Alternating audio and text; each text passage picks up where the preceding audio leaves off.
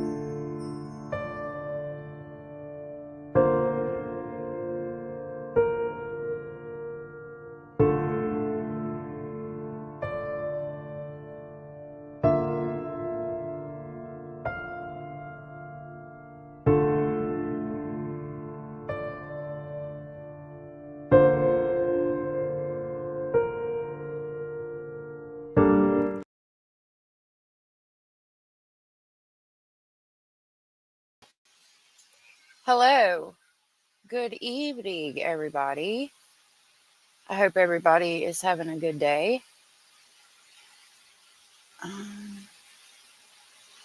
Trying to get this figured out. Please pardon me.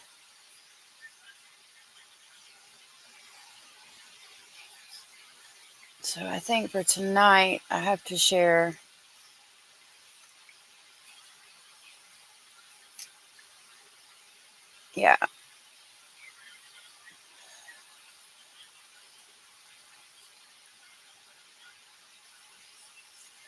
Okay. So, hopefully that will make it where I can share these files. So first, let's go to YouTube. Now we are doing,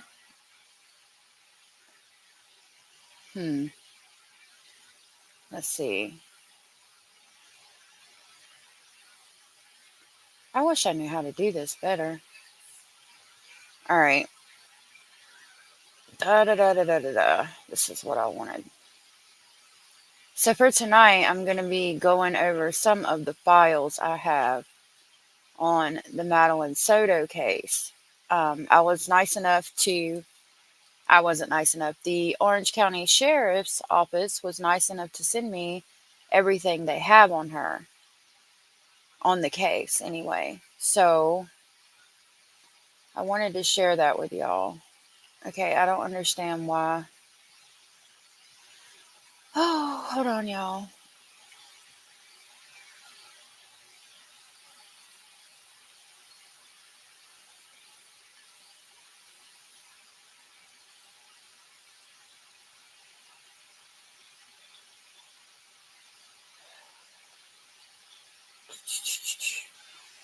All right.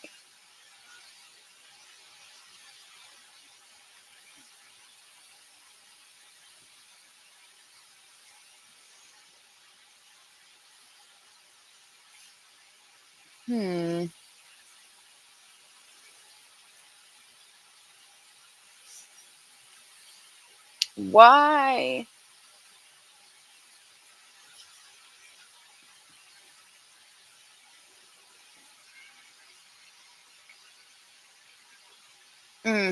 Well,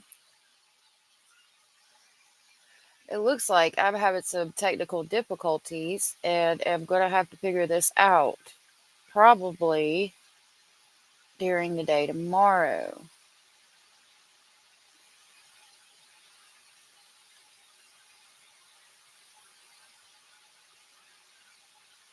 Mm, dang it.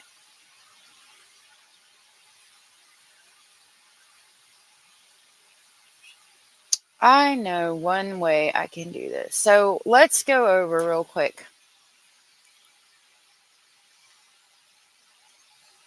I know what I can do for now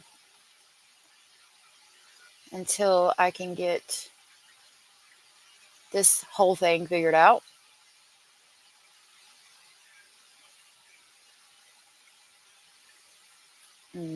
Hold on.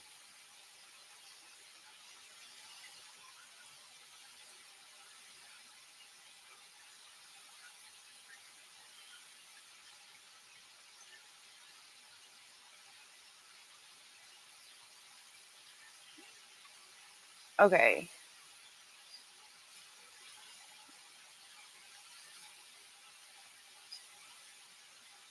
So we are going to look at this case and how it started. Hold on. I think this might start with not the right one. 30 years. Okay, so Madeline Soto was a beautiful, I think she had just turned 13-year-old girl that lived with her mother and her stepfather in Kissimmee, Florida.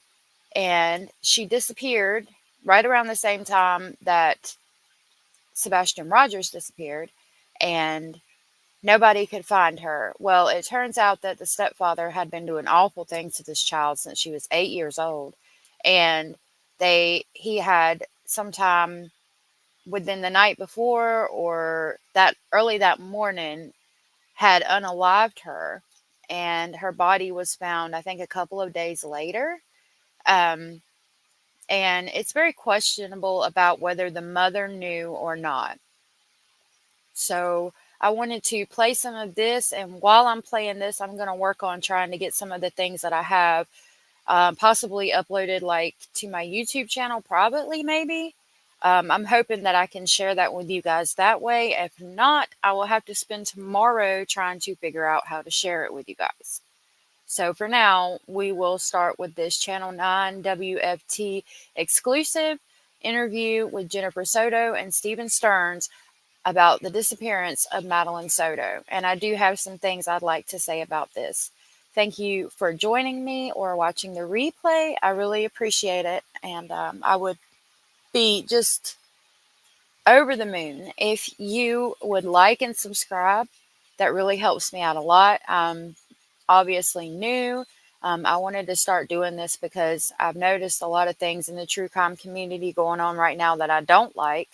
A lot of lies, a lot of misinformation, and a lot of policing. And, I just want to speak freely on my thoughts about things. And I know I'm not the only one. So as long as it's made clear that we are just speculating, I think it'll be okay. So I wanted to make a channel that's open for everybody to do that. So for now, I'll start playing this. Okay. So the first question is if I can have your last name, and spell them both out for me. Okay. Jennifer Soto, JENNIFER Mother. Mother. Jennifer, tell me how you feeling right now. feel like I can't breathe. All I keep thinking about is, where is she? Is she safe? Is she okay? But we're all a wreck. My entire family's a mess. We're just so worried. When did you first realize, or when did you file a missing report? We filed a missing report. We called the police at like 4:45 yesterday, 4:45 p.m. But she actually went missing early that morning around. She says that they called at 4:45, but my documents that show the 911 calls say that they called at 6:58. I don't know. They say that they like were backed up and had to wait because the sheriffs couldn't help them at that time. So I don't know if that's why it's so late, but I do have proof and evidence that she called at like 6:58. I don't know if that was the second time or not. If I can figure out how to get those up, we can review them together. Between 8:45 and 9 o'clock in the morning, she went missing. We had dropped her off close to the school. She wanted to walk the rest of the way. Sorry. That is an automatic feeder bowl from their bird, I believe it was. I think somebody said that like they made a thing, like there's some kind of feeder bowl that you can record yourself saying something and it will dispense the food and say whatever you have recorded. That's what that is. A lot of people have had a lot of speculation about that. I do think that I agree with the statement that that's what that is. It is kind of odd how she smiles, but you know, when I get nervous, I smile. And she could kind of have the same thing going on. You know, we don't know. Um, that could be just who she is as a person. Sorry.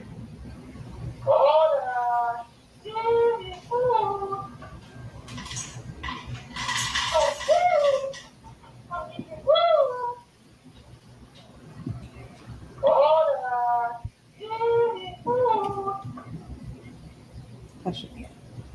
Sorry about that.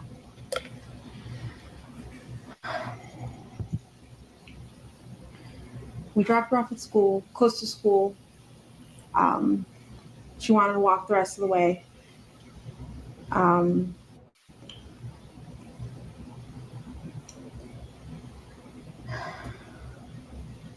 not sure what I'm allowed to share. You share whatever you feel comfortable sharing. I know you had conversations with detectives. Not sure what that conversation is, but whichever you feel comfortable sharing that. So her fiance took Madeline to school, supposedly. That's what he said. Keep in mind, he's the one that unalived her. And he said that he dropped her off at a school that's about a mile from, no, I'm sorry, dropped her off at a church that's about a mile from the school. And this wasn't true, but at this point in time, she was saying that that's what happened because I guess that's what she thought. But at some points in this interview, she says, we dropped her off, which is kind of confusing. I have some questions when it comes to her interrogation video as well. But for now, we'll just watch this to kind of get the story.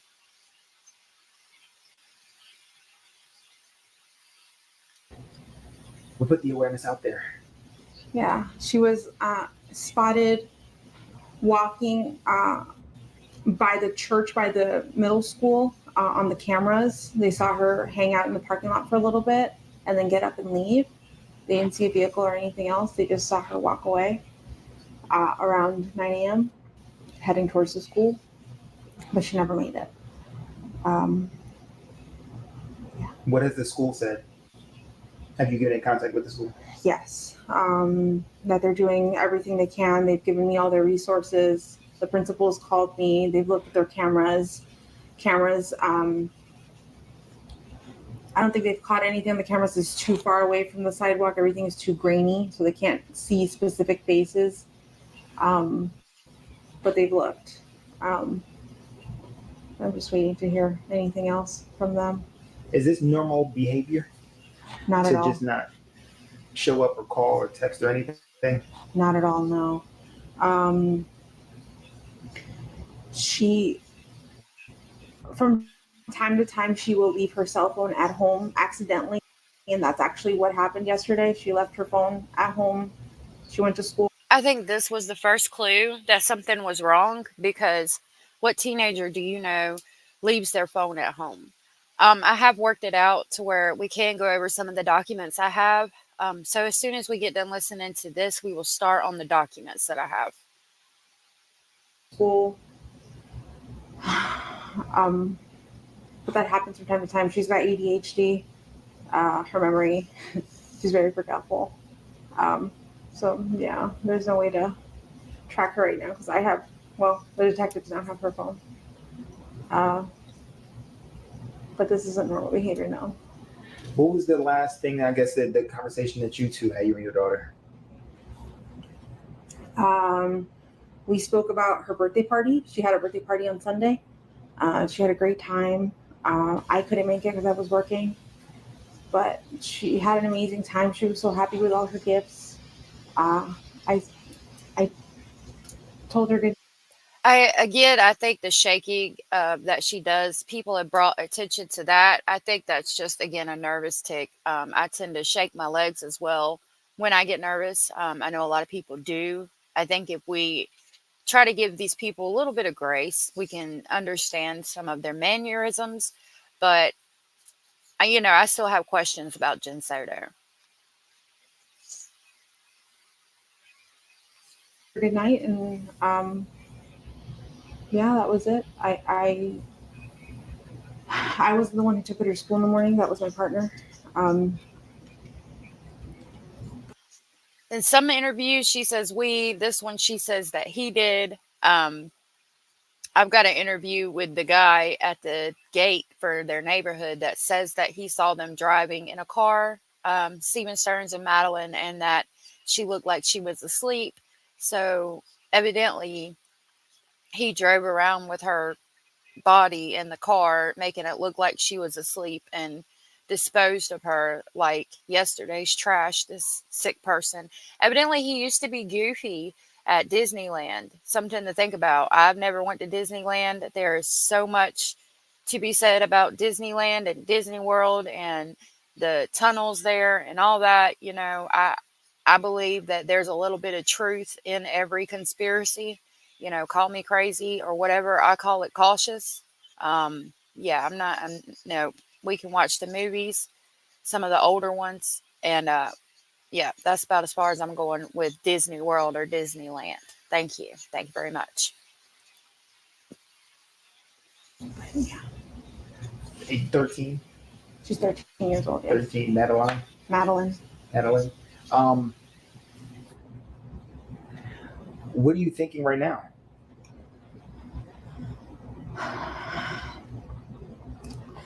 In my heart, I feel like somebody took her.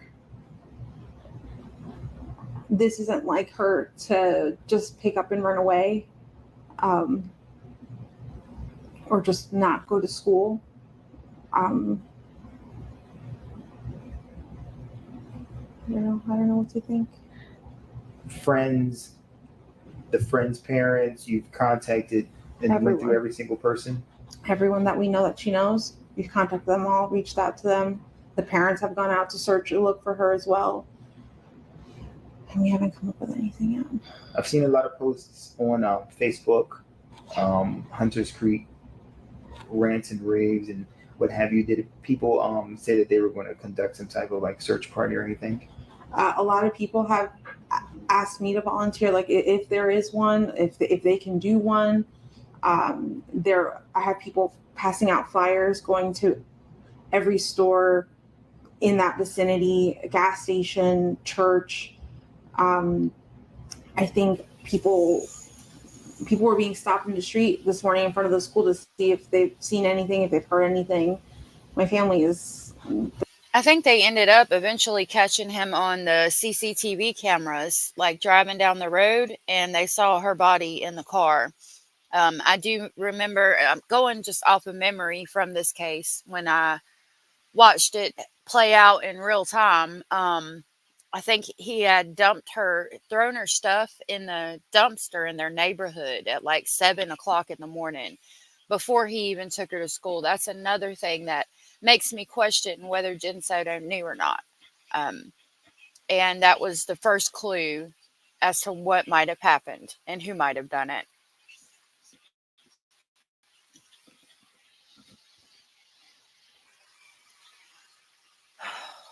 They're going all out right now.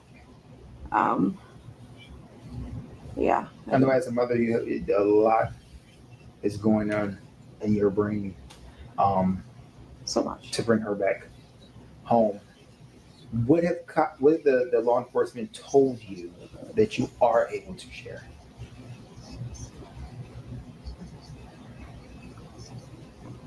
I mean, that they're doing the best they can.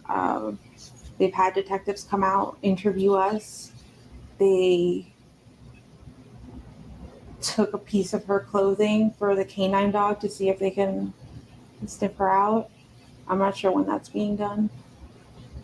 Do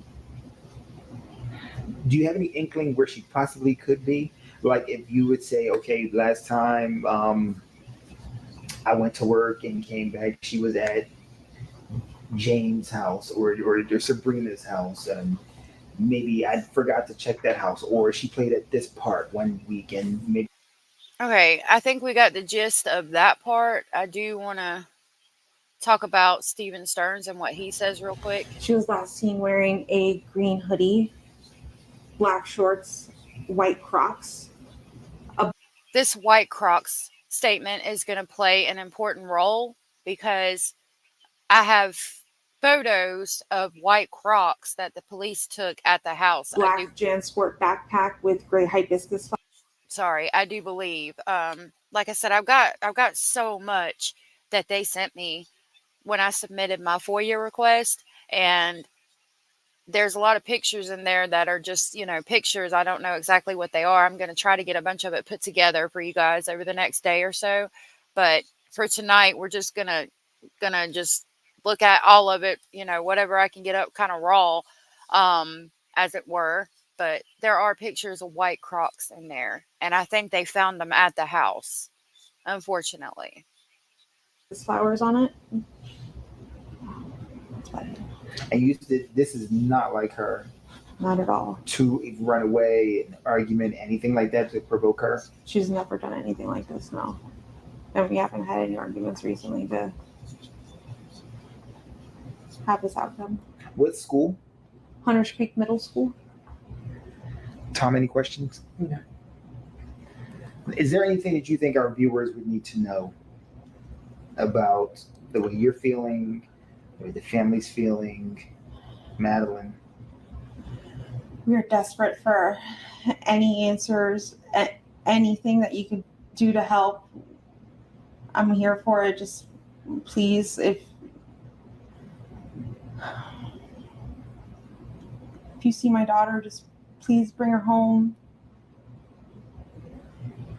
I just hope you're okay, Maddie. I hope you're safe. I hope you're not hurt. I just hope she's okay. When did you notice that she was missing? Because this was at the beginning of the morning. She got dropped off in the morning. We did not notice until after school pickup at 4 o'clock when I went to go pick her up, and she wasn't at school. So we're going in 24 hours now. Yeah. Just about. Yeah. Nothing. No word. No text message. No messages anywhere from her. So this was 24 hours in interview with the news crew. This is a most replayed part, so I'm going to let it play. I've looked at all her social medias. I've looked at all her games she could have played with, any app. No weird conversations. Nothing strange. Everything was conversations with just normal friends. This is really odd because they found like so many pictures on the stepdad's phone of very graphic things that he had been doing to this baby.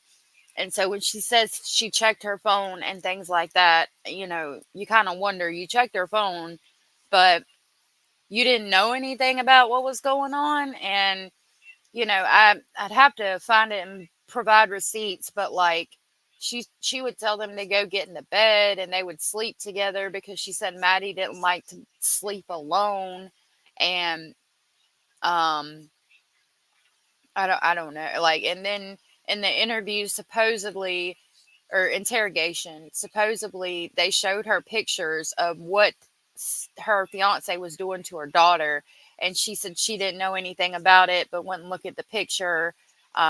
You know, this is just me going off of memory from several months ago. Um, you know, if if my child wants to go lay in the bed with my fiance, even if it was her I don't know. Like at the age of 13, if it was even her biological father, I'd probably say, yeah, I don't know about all that. But definitely a step parent, like y'all want to go lay in the bed together. No, I don't think so. But I tell you what, you can go lay outside in the car, and while you're at it, turn it on and get the hell out of my house, because no, nope, not today, not tomorrow, not the day after that, or the day after never. That's just nope, no ma'am, no ma'am. For us. That she knows how to get home by herself, as if, like, let's just say, take a bus or an Uber or something like that. She would know how to get home alone, correct? I'm not sure. I don't know if she would know how to get home. Maybe, I mean, I'm thinking if someone got in the car with her and if she pointed the way, what roads, she probably could figure out how to get. But like, does she know her full address? I don't think she does. Which would give me it just puts in my brain that she always comes home with someone. She always comes home So with me. there's no need for her to really learn. Okay. And you said no time? I think that was everything. All right. The first question is if I can get your first and last name and spell them both out for me. Stephan Stearns, Stephan Stearns. All right, so Stephan, you seem very emotional. This is the monster right here. This big old goofy looking mug. I mean, he sure was the perfect person to play Goofy, wasn't he? He was goofy, ugly, some beach. Right now, explain to us. I dropped her off. Everything looked fine when I drove away. It's the last time we saw her. When he says everything looked fine when I drove away, it concerns me because, like, if I really dropped my child off somewhere and needed to, you know, they went disappearing, like saying like everything looked fine when I drove away, that statement in itself is weird to me because, like, okay, what's the opposite of that? Well, everything didn't look fine when I drove away, which is the truth. But like, if everything didn't look fine, you wouldn't drive away. So why would you say everything looked fine when I drove away? Why wouldn't it be like I dropped her off and she was sitting there talking to her friends, waiting for school, you know, or getting ready to walk to the school is the story. I don't know. That statement was always kind of weird to me.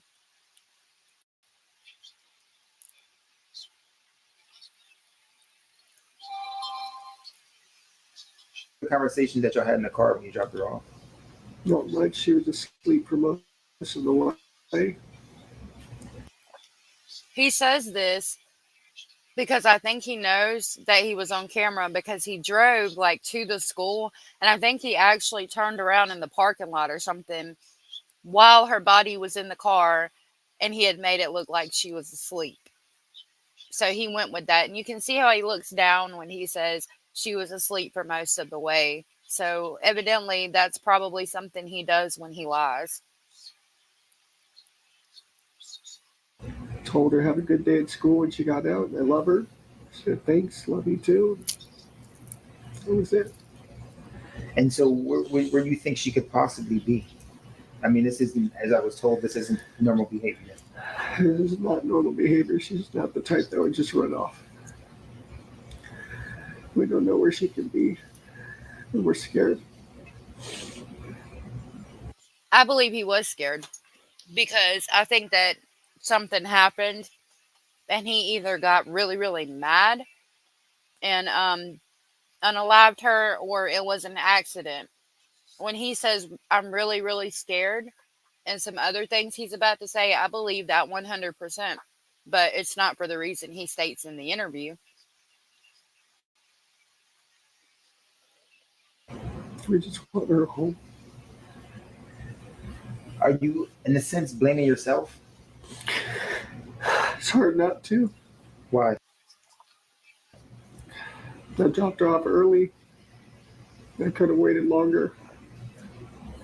When he says it's hard not to blame himself, because he knows that he did it. Of course, it's hard not to blame yourself when you know you're the one to blame. She looked okay. She was walking towards the school when I saw her. It was like any other day, so I went on with my day. It's hard not to blame myself. What has the conversation been with Jenn since? She's been a lot stronger than me. She's been holding it together really well, but it just keeps coming in waves. Just the reality keeps hitting. We don't. The way that the mother comforts him, it I don't know, it always looked to me like she was more of a mother figure to both him and Madeline. Like, I question if she did know, and he somehow convinced her, or both of them possibly. Excuse me, I don't know. I don't know. She just seems like more of a mother figure than his fiance or his, girlfriend. We don't know where she is. We don't know if she's safe. Sorry. We're just scared. We just want her home. Have you, like, literally put boots on the ground, went out? Yeah, I even went out with the cops where I had dropped her off, and we looked all up and down the road, all our communities, and there was nothing helpful. None of the cameras were pointing the street. Nothing, which in 2024 was surprising. The church across the street had some cameras, and I would have loved to be a fly on the window in that car when he rode around with the police looking for her. I bet he was climbing the daggum walls. I bet he was about to absolutely lose it. mentioned seeing her waiting around in the parking lot for a while before moving on, and that was it. But it was grainy. It was grainy footage, and not much else. Does it seem like she walked west, east? Uh, they said in the direction of the school. I'm not sure what that is. What was the language? Not language verbally, body language. When you dropped her off, did she seem happy? Was she like, I'm going to meet my friends? Happy. She had a happy weekend. She just turned 13. She had her 13th birthday party. She was happy that we were all together here, and she was just very happy. She was a happy kid. She's very sweet. She's a very sweet girl. She brings a lot of joy to us, and we just. Yeah, I bet. You sick, twisted cluck. Just not knowing. So the unknown is killing you. Yeah, it's like our whole world is upside down. I bet his whole world is upside down, realizing what he's done and wondering if they're going to figure it out. Like, I don't know how you thought you were going to get away with it in this day and age. Not feeling her presence here is. Sorry. That was a big one for me. I'm going to rewind it again.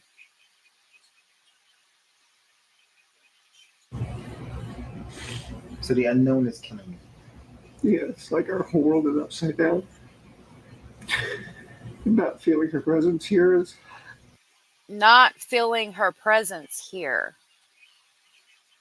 That is another odd statement that, like, if your child's missing, I would think you would say her not being here, not hearing her voice, not seeing her, not knowing where she's at, not her presence not being here.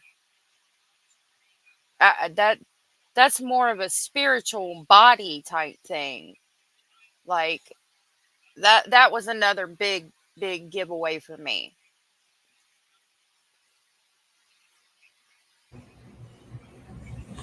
Sorry. It's hard.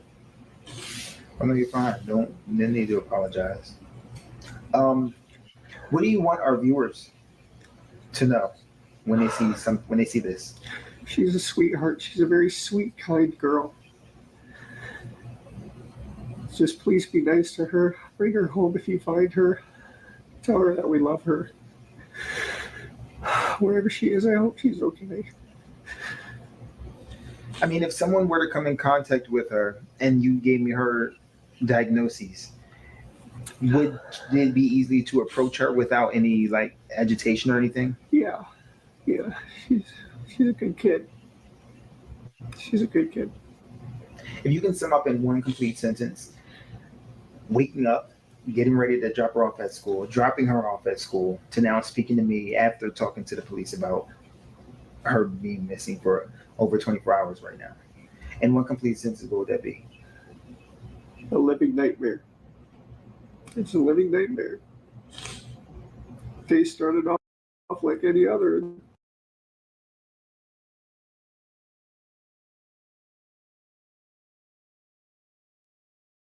Sorry, I was muted. I do believe that this was a living nightmare for him. I, again, don't believe that he necessarily intended to unalive her. I think that it was an accident, and all of this was literally a living nightmare for him, and he knew what was coming. I believe that 100%. I just want to wake up. I believe that too. I believe he wants to go back and redo that whole day and wake up and not have done what he did. You just get hit with waves of the reality. Just it's setting in. Yeah, setting in that your sick, twisted shit is over and you're going to prison for the rest of your life. Yeah. I bet it sucks, but it's exactly what you deserve. Sick mug. As soon as it got dark last night, we started falling apart. We knew it wasn't going to come to an end. And now we're going on 24 hours and still nothing. Just conflicting reports here and there. People say they see this or that. None of it's conclusive and none of it's helpful. If your child was really missing, I think that you would want any possible sightings, any of that would be helpful because it could possibly be your child. We just wanted a baby girl back. Tom, any questions? No, I'm good. Thank you. Just get you to hold up there for me. All right, so that was the interview with Jenn Soto and Stephen Stearns. So the first question is if I can have your first. On WFTV Channel 9. So now let's look at some of these documents I have. Hopefully. Oh, yay! I did it. All right, let's check them out.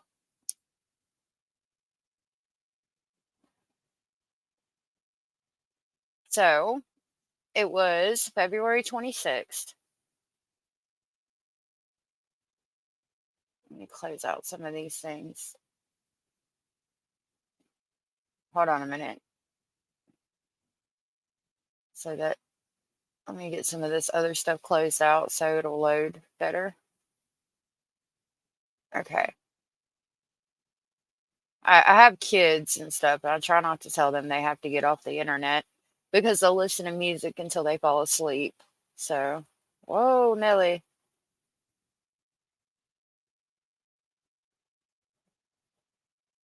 Okay, so let's go to this one. Haven't quite figured out how to use my mouse and everything on this one. So these are just I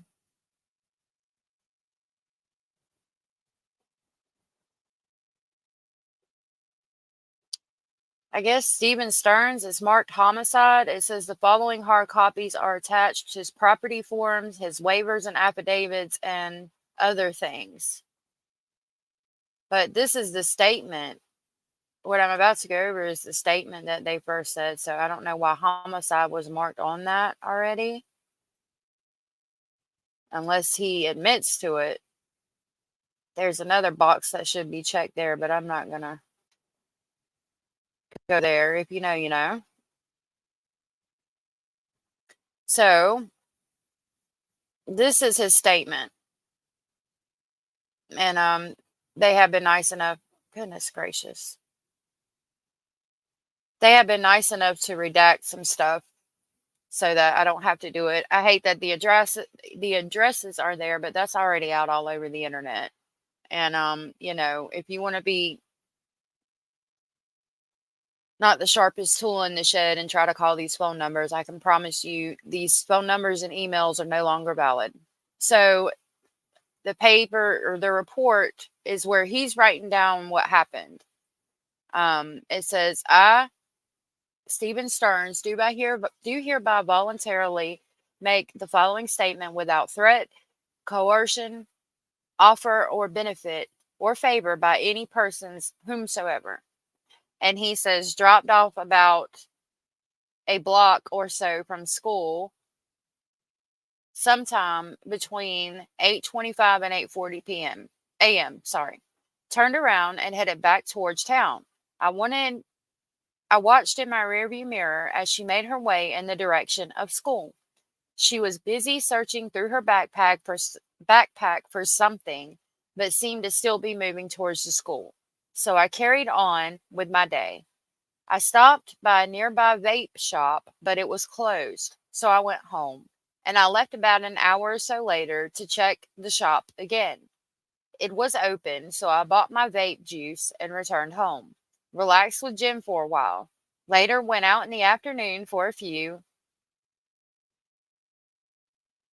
something errands and returned home around 2:30. I think that he's recalling another day. Like, I think it comes easy to him to say these things because he in his head is recalling maybe the day before or another day where he did see her walk towards the direction of the school and search through her backpack for something or whatever. So this is what Jennifer Soto said. It says, I, Jennifer Soto, do hereby voluntarily make the following statement without threat, coercion, offer, or benefit or favor by any persons whatsoever. Today, around 8 a.m., I saw Madeline getting ready for school. I'm not sure what time they departed. This is a lie. This is a lie. This child was deceased, and he had already thrown all her stuff in the dumpster, her book bag and her laptop and things she needed for school before 8 a.m. This is why people suspect that Jennifer Soto had more to do with it than they're letting on. You did not see her get ready at 8 a.m. Why, ma'am? Why are you lying? Even in this affidavit that you have signed and swore was the truth, you are lying. Why? A lot of people have that question. I'm not the only one. I would love an explanation. So anyway, let me start again. Today around 8 a.m., I saw, and we know that it says Madeline getting ready for school. I'm not sure what time they departed. Stephen Stearns took her to school and dropped her off close to the school on Town Loop Boulevard between Town Center Boulevard and the Hunters Park Lane around 8:30 to 8:45 a.m. She never made it to school. I went to school around 4 p.m. to pick her up, and she never came out. I searched the area and went to probably the school's office to look for Madeline and could not find her. Okay. So it looks like this is a missing persons or juvenile runaway affidavit. It says, I certify that Madeline Soto has been missing since 8:30 p.m. I am the mother. And it says involuntary disappearance. I give my permission to release dental records or any other medical records on the above missing person. I further agree to notify the Orange County Sheriff's Office immediately upon receiving any additional information concerning the above.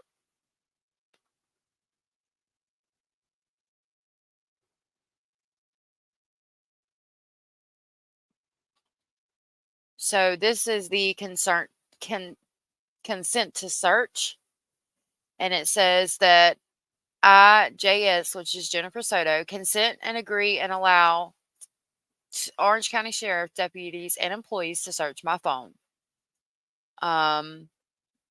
Located at, and it says I further consent and agree to allow Orange County Sheriff's Department and employees to search all areas located in my phone and all building structures and vehicles adjacent to my phone, including all containers located therein. My consent and agreement to search is freely given. I understand that I may refuse to allow Orange County Sheriff's deputies and employees to search my phone. So she's going to let them search her phone and all the buildings and boxes and property that may be in her phone, all the buildings and rooms and storage bins and containers that may be in her phone. Okay. So this is where they are tracking, looks like Stephen Stern's phone. So this application for mobile tracking device authorization is submitted via a secure, hold on just a second.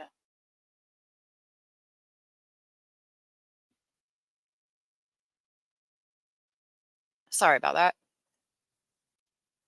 It's submitted via a secure electronic file system by the applicant, Detective Kevin O'Malley, who is lawfully sworn deputy sheriff for the Orange County Sheriff's Office before the Honorable Judge and the Orange County, Florida Ninth Judicial Circuit under oath and pursuant to Florida statute.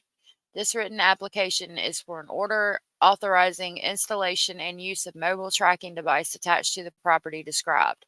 So Stephen Stearns, in his 2012 Honda Civic sedan. Okay. So let's see what the probable cause for this is. So it says the Orange County Sheriff's Office is conducting a criminal investigation into information that Stephen Michael Stearns is engaged in committing within the jurisdiction of the court ongoing violations of the Florida statutes, to wit, the offense of interference with child custody. There is probable cause to believe, based upon facts and evidence outlined below, that on February 26, 2024, we can assume that it says Madeline was reported missing by mother, Jennifer Soto. A missing person investigation was launched on February 26, 2004 that continues through this point in time. Probably Stephen Stearns provided inconsistent testimony in regards to the last known whereabouts and time frame of Madeline, possibly on February 26, 2024.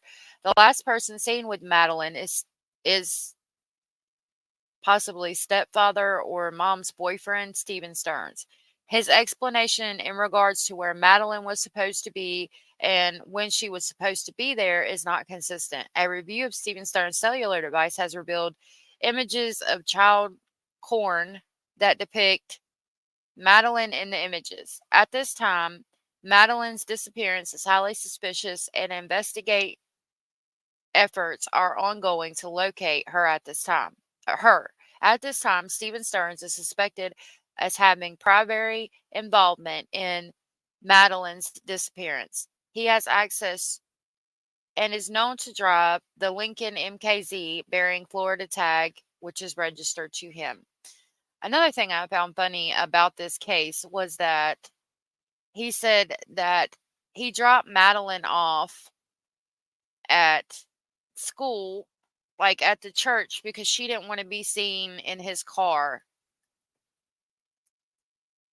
because it was old and not new and all of that. I wanted to show y'all.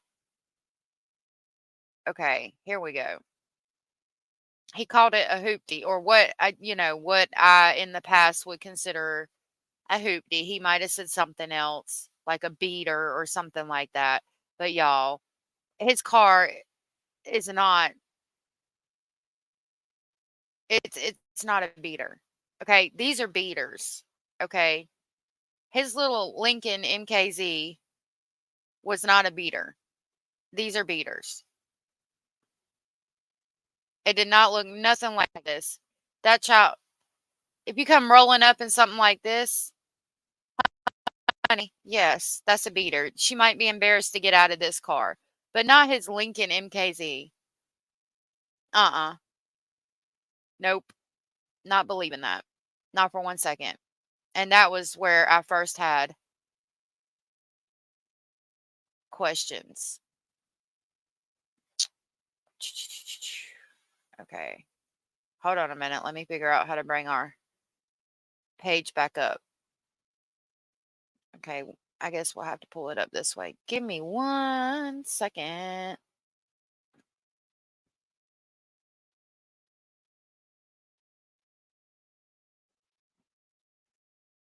I'm trying to pull it back up for you guys.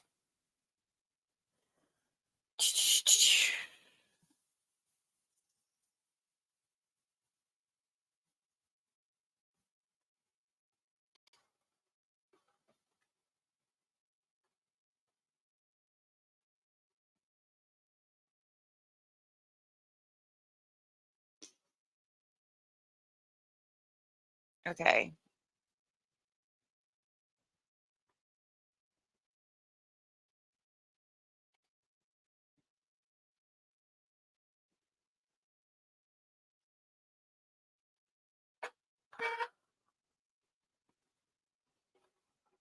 Y'all need to be in bed.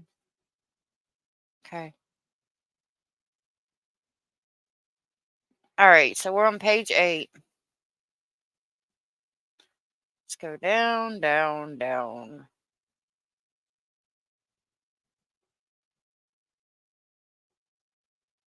This is 6, 7, and 8. Okay. So we just finished reading that. It says, as grounds for this application, the applicant submits the following facts. On February 26, 2024, at approximately 2000 hours, the female, I guess maybe female victim, Madeline, was reported missing by mother Jennifer Soto. Jennifer advised Stephen Stearns picked her up from home and dropped her off at, that's probably the name of the school. It was actually Peace Church, the name of the church or the name of the school. On February 26, 2024, Jennifer then went to pick up Madeline from school at dismissal and learned Madeline never showed to school. An interview was conducted with the stepfather, Stephen Stearns, who advised he picked Madeline up and dropped her off in front of Peace United Methodist Church preschool, which was down the street from the school at 0840 hours. Madeline begins class at 0930 hours. A license plate reader captured Stephen's vehicle with Florida tag driving away from the school at 0810 hours. So right there we have an inconsistency. Why is he driving away from the school at 0810 hours when he said he dropped her off at church at 0840 hours? Like, you went to school but then decided to drive her to the church, and it took you 30 minutes to get from the school to the church by vehicle? Like, is she supposed to have walked from the church to the school, and it took you 30 minutes to get from the school to the church? Like, all of that, it just doesn't make any sense. During the interview with Stephen, he provided consent to search his phone. However, he stated he had accidentally performed a factory reset on his phone on February 26, 2024, the same day Madeline went missing. And it says he provided his phone number. Now, I want to ask y'all a question. Look, let me just tell y'all something. If I ask my man to see his phone and he's like, "Oh, I would let you, but I performed a factory reset." Okay. You know what I'm gonna tell him? I'm gonna tell him, well, he better factory reset him a new girlfriend because I'm out. Don't nobody believe you, sweetheart. Ain't nobody believing you. Ain't nobody falling for that. Stop it. Just stop it right now. No, no. So the affidavit continues. After an extensive canvass of the area and interviews with Madeline's family and friends, it was unusual for Madeline to be dropped off down the street from the school and not to stay in communication with family and friends. Stephen Stearns is registered to a 2000 taupe colored Honda Civic bearing Florida tag and has access to drive this vehicle at any time. Based on the totality of the circumstances, it is believed a suspect has intentionally interfered with a parent or guardian's custodial rights to a minor. As Madeline has not currently been located, the path of travel on and ongoing locations of this vehicle is vital to the discovery of Madeline. And then it talks about what they want. They want the surreptitious installation, attachment, and use of a mobile tracking device, track movement throughout several other Florida counties, all of that. So that's what that is. But we got some more information as to what he said. Now let's see what this is for. I guess this is the order authorizing them to do that.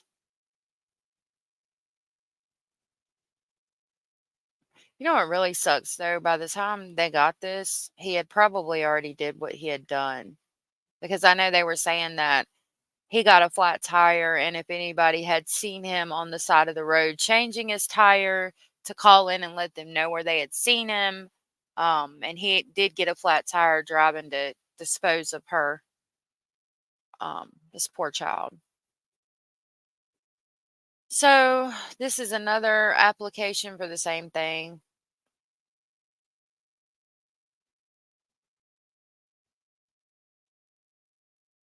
Yeah, it's another, says the same thing.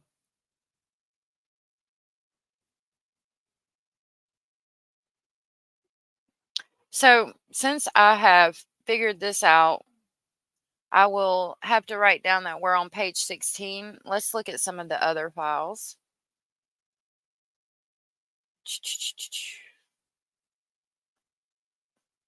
Maybe, if I can figure out how to pull them up. Hold on just a second.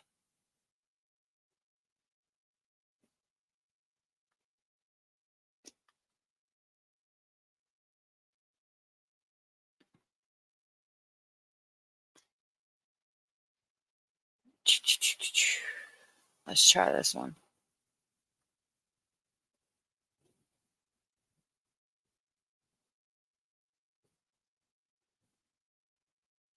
One of them won't open. Yeah, it's that one. I'm going to try to get it on my phone and then put it on here.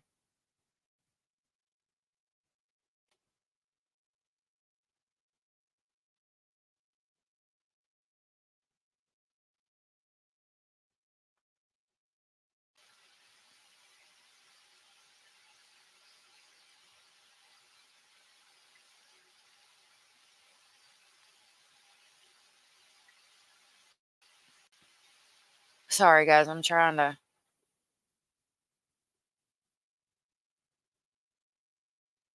Okay. Trying to pull this stuff up. But I got to make sure that it's okay for everybody to see because of this case. It has so many sensitive things. Let's go back.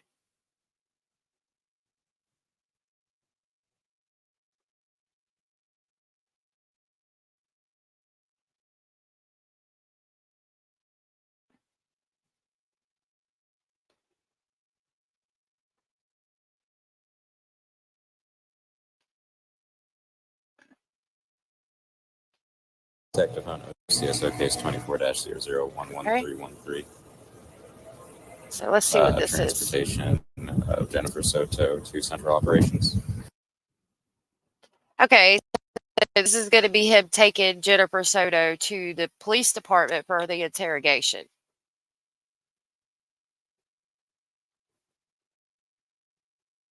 Did we lose audio? Detective on OCSO case 24-00111313.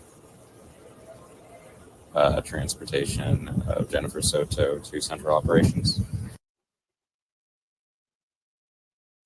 Okay, so it must be quiet for a minute.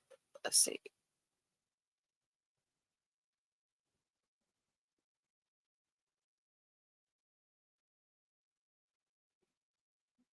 It says redacted, but I wouldn't think that they would redact the whole Will the thing. press release start without us? Okay, We'll probably get. so let's back it up a little bit.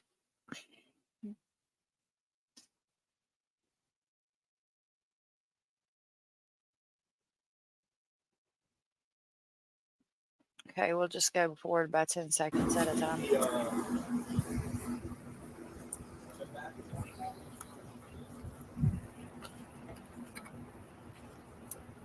Okay.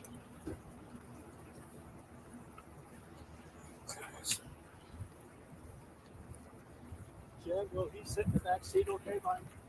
Yeah, he'll probably honestly stand on the center console watching you drive. Oh, critic. So it sounds to me like they're talking about some kind of animal, possibly a dog. Backseat driver becomes console driver. Okay.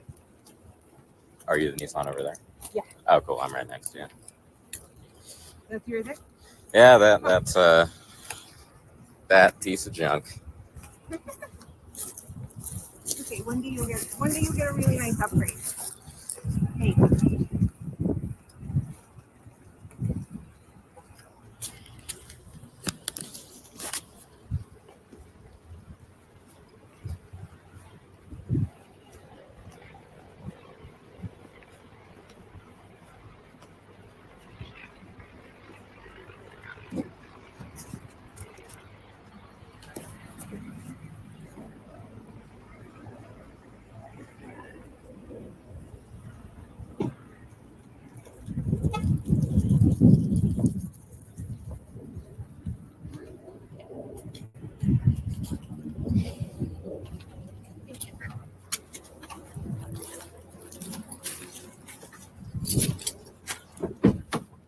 All right, it's going to be a little cramped for about probably 30 minutes or so.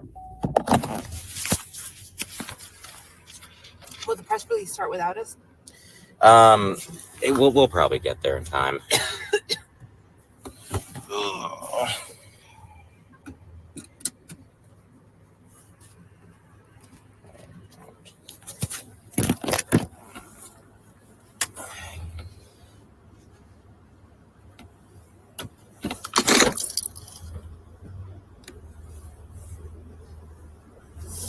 So how long have you lived in Florida? I'm gonna say I moved when I was like 14 or 15. My mom bought a house, and my dad gave up his half of custody so we could move down here. I'm gonna say 14, 15, maybe 15. And then I moved back to New York City when I was 21 for like a year to try to live that life. City life? Try to live that city life. Work in an office, party at night.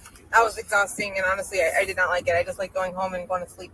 Yeah, it wasn't for you. No, I did not like the commute, the subway. I mean, I lived in New York, so I was used to subways and buses and all that stuff. But when you actually had to do it every day for work, that was pretty exhausting. So the subway is kind of my pet peeve.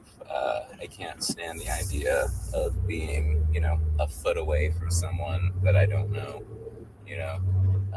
for an extended period of time, because I didn't realize just how crowded they were until I took one for the first time, and it's like person standing in front of you, person standing behind you. And you're all sharing the same pole, so like dirty hands. Oh yeah, there's one person. It's just like stacking hands. So I've never been a fan. Never been a fan at all. Did you guys get any sleep last night? I think I went to bed around 3:30, 4 o'clock, and then I woke up around 8 or 9. So I slept a few hours, but Good. Snoozed a little bit while we were waiting for you. Mm-hmm. Yeah, no, we I'm sorry to make you wait so long. I really was on the way out here. And no, it's okay. If you guys had leads, I don't give a shit. Like, I don't care as long as you guys are doing what you guys got to be doing. Like, and it seems like you are. So. Yeah, no, we didn't. I went home for a couple hours just because I had to sleep, but came back out. So she sounds concerned. I mean, talking about if they had leads, it's fine that they made her wait a little bit. That does sound like a concerned parent to me. This is the only thing anyone's working on right now, so this is important.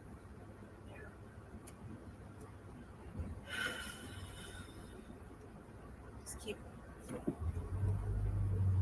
My anxiety keeps my brain circling, just wondering, where is she? Is she okay? I hope she's fine. I just want my baby back. I just want her back. It's natural. I mean, that's just about the only rational way to be, right? Yeah.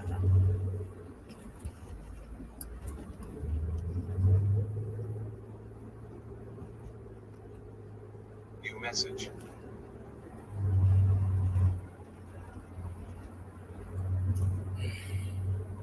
So you've been getting bombarded by the news media and reporters. How are they getting your number? I think my family and my friends. So on the first day, my family and friends made like flyers and put my phone number on it. Okay. That's and then also they all reached out to the news media to try to get their attention. And I don't know if they gave them my number or what, but probably. Or I mean, they probably just looked it up online. It's surprisingly easy sometimes. Yeah, I'm like, I haven't directly contacted any news station, I don't think. No, just kidding. Just Fox 35, and I did that like on the first night, like right after we got home and like we reported her missing. Yeah. I called that night. Did she just say no? Just kidding. But that was only just Fox 35, and I did that like on the first night. Online, it's surprisingly easy sometimes. Yeah, I'm like, I haven't directly contacted any news station, I don't think. No, just kidding. Just Fox 35, and I did that like on the first night, like right. She did. She just said, I haven't contacted any news stations directly. No, just kidding. Fox 35. Like, what? Who says that? Like, instead of saying, oh, my bad. I meant I did contact Fox 35. Like, oh, just kidding. Like, where do you get that? Like, and what else in your life are you like, oh, I stole something from Walmart. Oh, just kidding. No, I didn't. Like, I don't know. I don't know. That term and phrase together sounds odd to me. I didn't contact any news stations. Oh, no, just kidding. I contacted Fox 35. Like, that's not something that you're just kidding about. The term is weird to me. Right after we got home and like we reported her missing. Yeah. I called that night, but they needed more information from the police. But that was the only place I called, and then everyone else started calling me. So I'm just feeling super overwhelmed with all these messages, and they all want to meet up or interview or do this or that, and I've just been pushing it off because I wasn't home. Yeah. I didn't want to do anything at the hotel. Well, I saw you did one interview, right? Because I think I saw you on the news last night. Yeah. I did, I think, 3 on-camera interviews. So the hotel thing, I've been trying to figure that out for a while. There's an audio in here of an interview with Stephen Stern's dad, and he's talking about being at the hotel. And I'm like, when did they get a hotel? Was it for Madeline's birthday? Like, so when did they stay at a hotel? Maybe they stayed there while the police were going through her house or something. But that's still odd. I mean, again, if my child's missing, I'm going to be at my house in case they come walking back through that door. These people leaving their houses while their children are missing blows my mind. You couldn't If my child was missing, the only way I'm leaving my house is to look for them. And I might not be there because I'm going to be looking in the daytime with a flashlight, but somebody's going to be at my house. And I'm not going to stay in a hotel, basically, is what I'm saying. I'm either going to be at my house or looking in the daytime with a flashlight. That's it. That's all. I'm not going to a motel. I'm not going on vacation. I'm not going to take my husband to work. I'm not doing none of that. I'm going to be looking in the daytime with a flashlight or at home. Point blank, period. That's it. That's all. But there's not, for today, there's not much else for me to say. There hasn't been more information. I'm not going to find out until whatever happens to the press release. So, well, I think I spoke with Stephanie's ex, and Stephanie had expressed to me earlier just that she was feeling, I guess, helpless. Like y'all have done so much. Your whole family has been so active and looking for her and making the flyers, making phone calls, and drawing this attention. But at a certain point, it's like you've done everything that you can do, and it's natural to just kind of feel like, And I'm really glad to hear that her family and everybody was looking for her like they were. That's really great to hear that they did go out and look for her. Yeah. You have to depend on now us to kind of do our thing, Yeah. Everyone, we were talking about like possibly, I guess that's something we wanted to throw by you, or maybe I already did, I'm not sure. Maybe. But a search party thing, but we didn't want to get in the way of you guys, and you guys have already scoured the woods multiple times, so like that's the only place I would think of searching, right? So we don't want to do that. I think we're talking about like maybe posting like a vigil of some sort or something, just to. Okay. I'm not sure. We're just trying to get some attention, more eyes on her face. So one thing that bothers me when children unfortunately go missing in this world is that they hold vigils.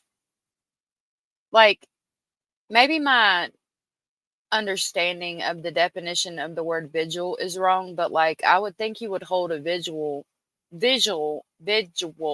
not visual, but vigil for like somebody who's passed on. I don't understand why we're holding it for actively missing children. Like, and why are we calling it a vigil? Why wouldn't it be a spread the awareness gathering, or information gathering, getting his name out there gathering, but they call it a vigil. Like that, I thought that was for somebody who's already deceased. Why are we calling it vigils? I could be wrong on that, but that's always been weird to me. Well, speaking of woods, so you mentioned to me that you, Stephan, and her used to go hiking in St. Cloud. Just me and her. Me and her, and actually my sister. Oh, okay. So you used to go down to St. Cloud. Yeah. Do you remember where you went? Lake Lizzie Preserve. It's about 35 minutes off of 192. It's past St. Cloud, a little bit before Harmony. Oh, so that's way south. Yeah. Got it. It's like that's like what, 2 hours, an hour from your house?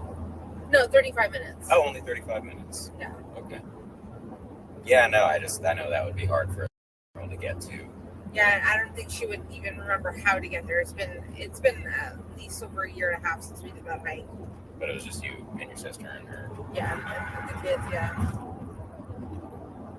Got it. Yeah, that was just another thing I was thinking. Maybe if that was somewhere that she may have gone.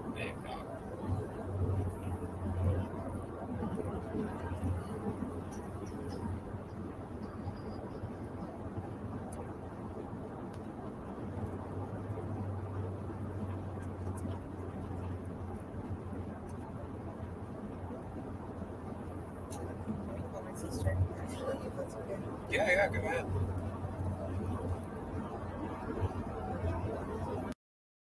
Another question: why is she taking her dog with her, like in the car with the police? I don't understand that either. Like for moral support? Sounds like they're going to do an interview, either an interrogation or like an interview for the media. Why does the dog need to come Like, don't get me wrong, I have an animal that is my support animal, and if I could take him everywhere with me in the world, I would, but I don't know, that's just odd to me.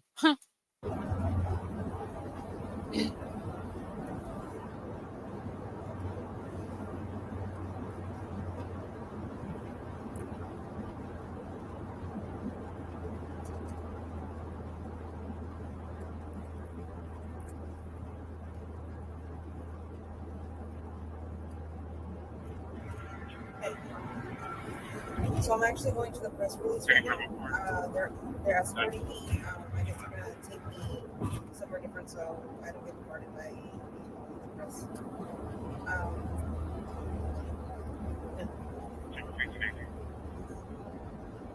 So I'll find out whatever's happening at this conference. Yeah, so 83 of them. Yeah, so 83 of them.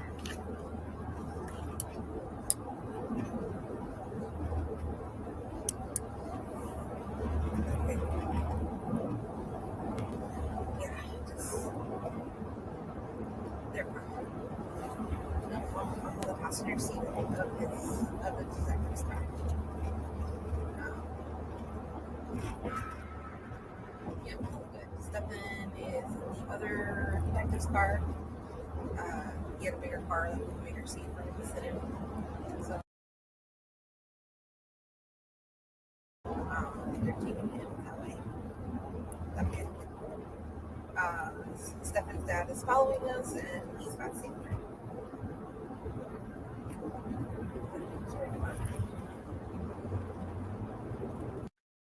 So yeah, for his dad to be there, I'm assuming they stayed in the motel the night before.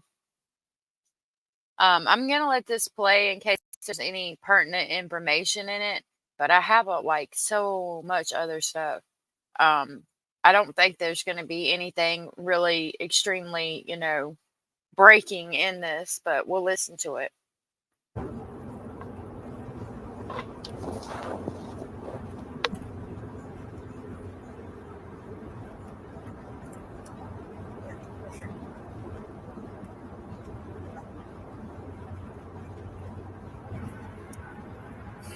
How's the rest of the family holding up? As good as possible. They're all getting ready in front of the TV or pulling up Facebook Live to see if they could see the press conference. They just thought that I would find out what's happening first before the press would, but I guess I'm finding out at the same time as everyone else. Yeah, I mean, I've told you everything. I've told you basically everything I know. They're probably not going to disclose. In my experience at press conferences, they don't disclose nearly as much as people think they will. And this is the same thing I told Stephanie earlier. It's just kind of the nature of our job. It's the nature of the resources we use. We can't reveal some of our methods just because that can be used later by bad people, right?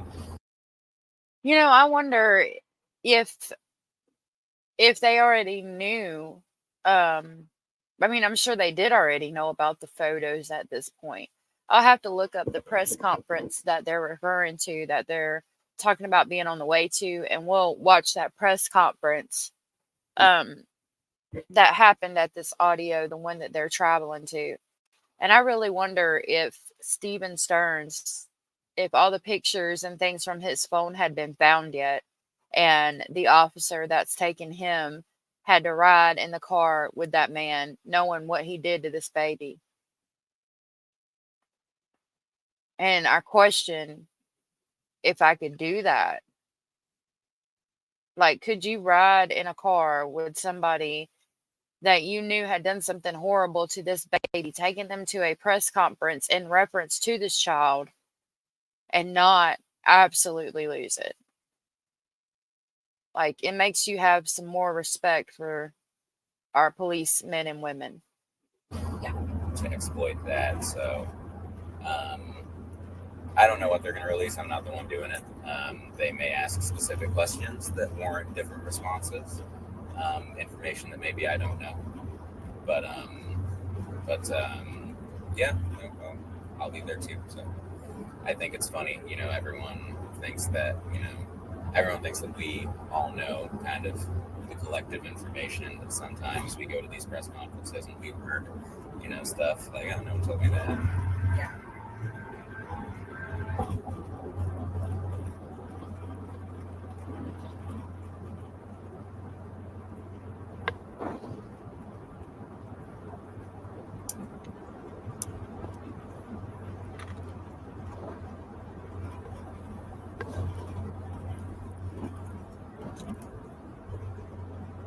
You said Stephan got a job up in Northport, right?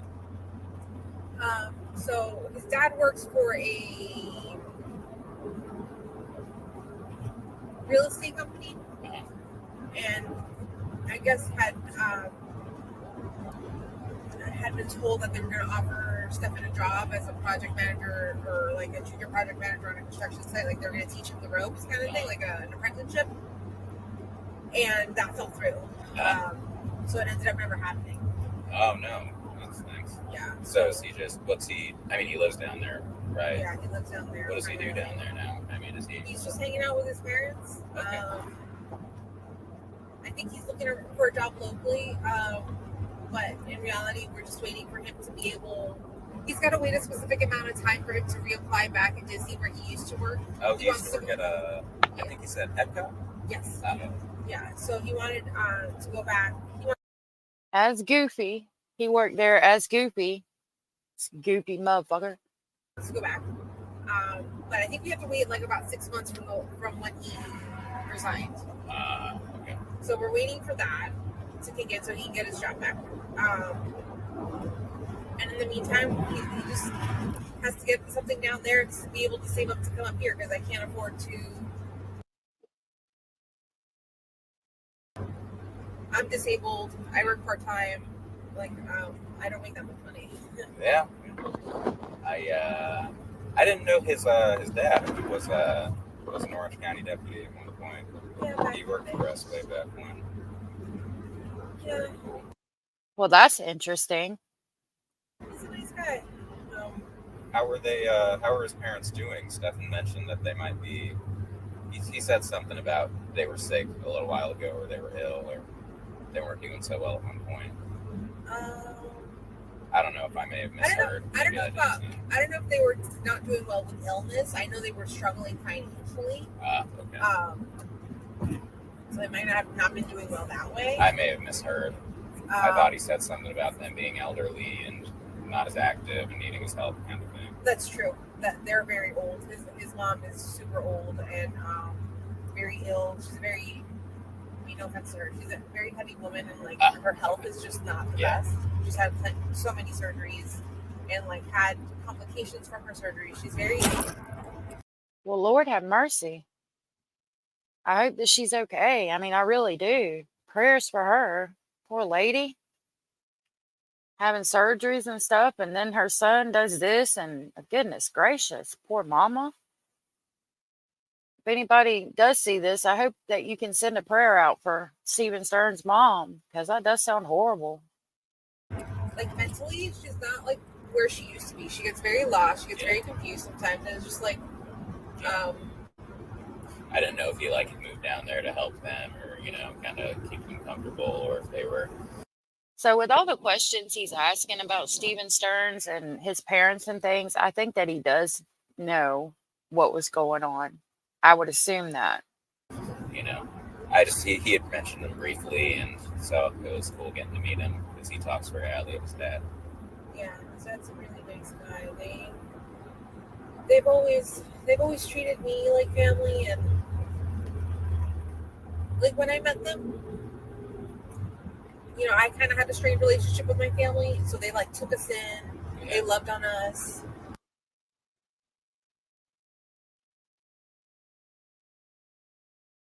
Yeah, they are. They really are. Sounds like their family is.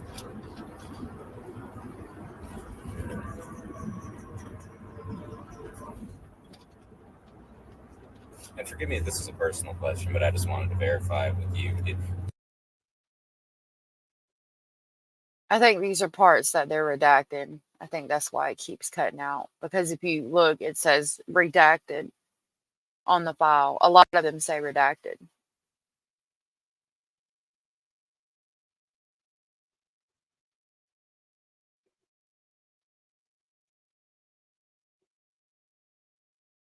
So let's see. Trying to skip it ahead to see if we can find where it stops talking about this. Things, and it's so Okay. funny when you talk to so many people over the course of a short period of time. You see how everyone kind of sees things a little bit differently sometimes. And so that was just one thing I figured I'd clarify with you.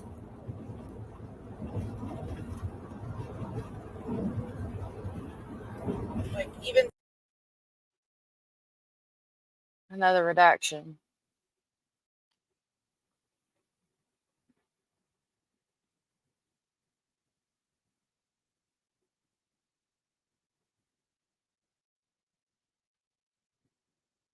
very childish too. He loves playing video games. He loves playing board games.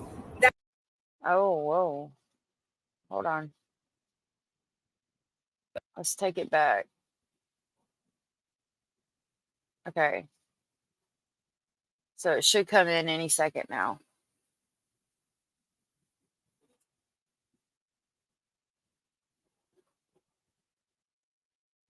It's at 30. I know it came in at 36. I had heard a couple different things, and it's so funny when you talk to so many people over the course of a short period of time. You see how everyone kind of sees things a little bit differently sometimes. And so that was just one thing I figured I'd clarify with you.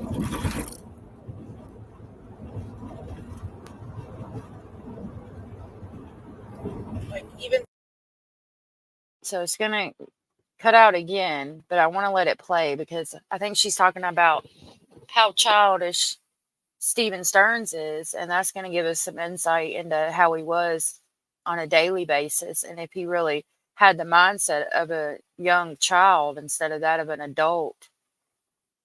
I think that could come into play in this case, his mindset, because, I mean, he's sick. I don't know. I mean, it's just weird. Because if you look at the Reddit post and things, it talks about very childish too. He loves playing video games. He loves playing board games. That is his buddy. That's who his partner is when he loves hobbies also. Very big hobby goer. So every time he discovers a new game or a new hobby, he gets sucked in and involved and want to play as well. And they were always playing. I would watch. I wasn't expecting. They can. But you watch, you enjoy them enjoying it, right? Yeah. Some board games I love playing with them. Some of them, it all depends. But they were each other's buddy.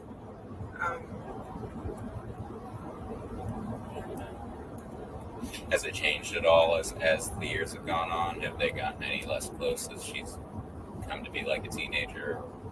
No. If anything, closer ever since he moved away, because now as soon as we get home or a little bit afterwards, we'll FaceTime him and we'll be on FaceTime all day just talking or bullshitting or keeping each other company. Sometimes not even talking. Sometimes I'll be on my phone messing around and he'll be busy on his computer doing something, but we're just keeping each other company. He would be around for that as well. Not FaceTime, but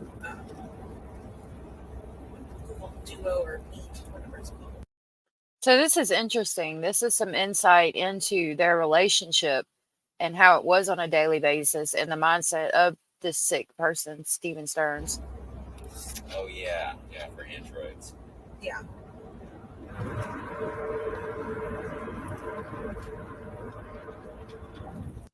Hey, I don't blame you. I'm an Android user too. I don't like iPhones. I don't like that you have to pay for everything.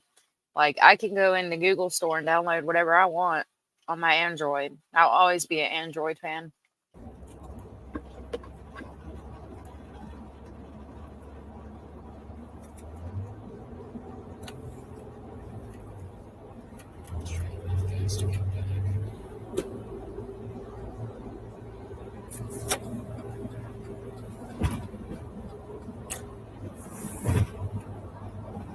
But yeah, it doesn't sound like you've ever had any concerns about about Stephan, you know him really well. You've never seen anything wrong with each other, right? No. If anything, like, for the first few years, I was hyper vigilant as hell because I was just like, never trust a man. I don't care who it is, never trust anyone, not even my dad, right? Like, never trust anyone. Sleepovers, and I'm like, no, absolutely not, because I have no control and something could really happen. Yeah, it's a dangerous world. Yeah, so I was very vigilant for the first few years of how he would interact with her and what he would do, and I would question if anything was weird, but nothing ever was truly weird. I'm just like, okay.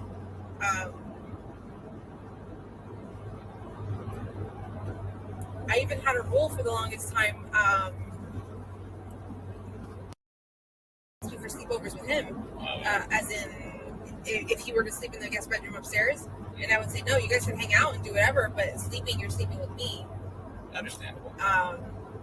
Just because even if I'd known him for 7 years, the idea of course it would weird anyone out, a little girl sleeping with a man that's not her dad.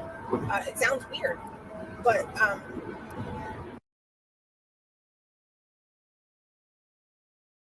So this officer definitely knew at this point. He knew what had been going on and things, and he was trying to see what she knew. But it sounds like she might not have known anything. I mean, honestly, because most of us women that have children and are dating other men are hyper vigilant about things like that. I don't let my children go to sleepovers and things. You know, I'm with her on that, but she's talking about how it sounds weird for a girl to be sleeping in a bed that's with a man that's not her father.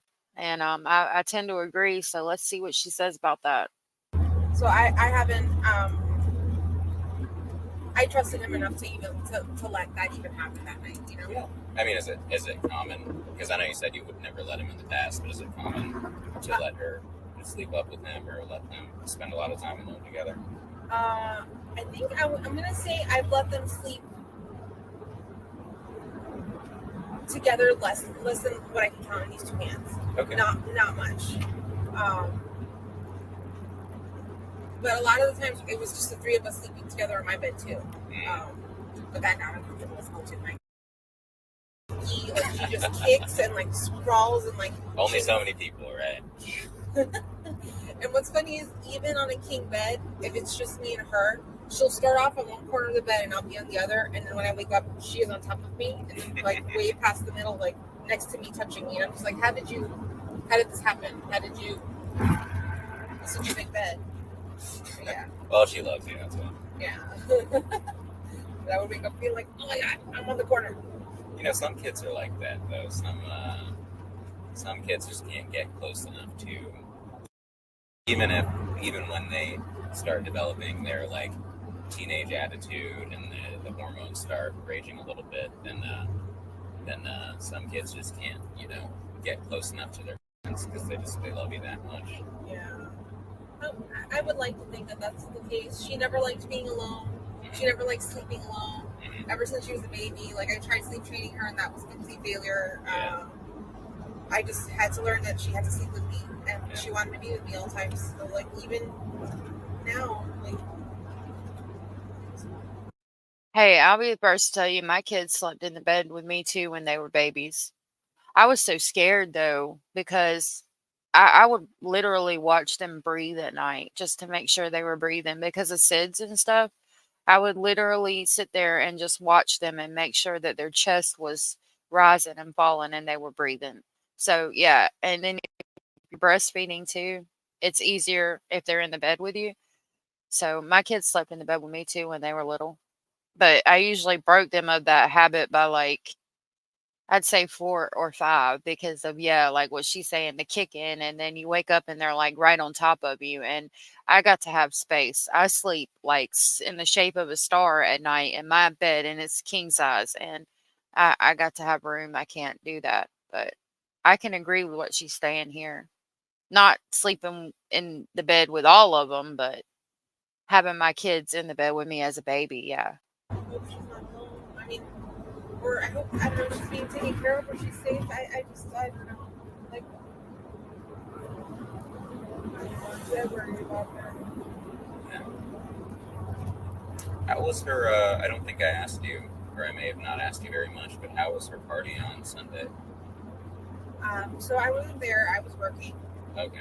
But from what I was told, she had an amazing time. My entire family was there. Oh, was Stephan there? Stephan was there. Oh, okay. I thought I heard him mention something about you singing at the party, but maybe I was mistaken. No, he was on his way here from Northport, Florida, during the party. Okay. And so he would have gotten here like Sunday night. Yeah. Gotcha. She at home around 8:30, and I think Stephan walked into the house about 10 minutes later and made sure that I was supposed to, which was take her meds and get in the shower and get ready for bed. Yeah. So when I got home from work, she had already showered. She had taken her meds. She was getting ready. She was ready. I gotcha. Yeah, no, I thought I'd heard him say something about her like singing a song that night or introducing her to a new movie or something. Yes, she started singing. So she's in chorus. She's got such a beautiful voice. She was singing, practicing one of her chorus songs, and Stephan heard it. And he's like, "Wow, you have such a beautiful voice. Let's watch, I think, Sister Act." Sister Act, yeah. So we wanted to watch a movie about singing, and she liked it. But we didn't finish the whole thing. I have not seen Sister Act. So here she's saying they watched a movie before she went to bed the night after her party. And I thought that she said that she went to work and didn't even see her after her party. So this is weird. When he mentioned it, I confused it with I was thinking of that other movie from Friday. 723. Completely different, I know. Yeah.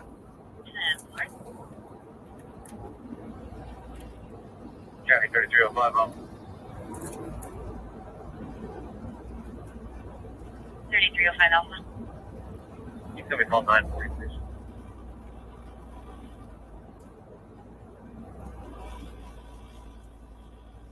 It's a petty theft in a threat, 7640 West End Lake Road at the Publix.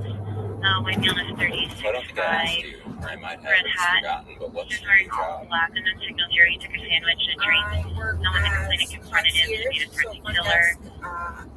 He weighed up to the left and headed towards I-40. Okay. Oh, so are you a Disney family?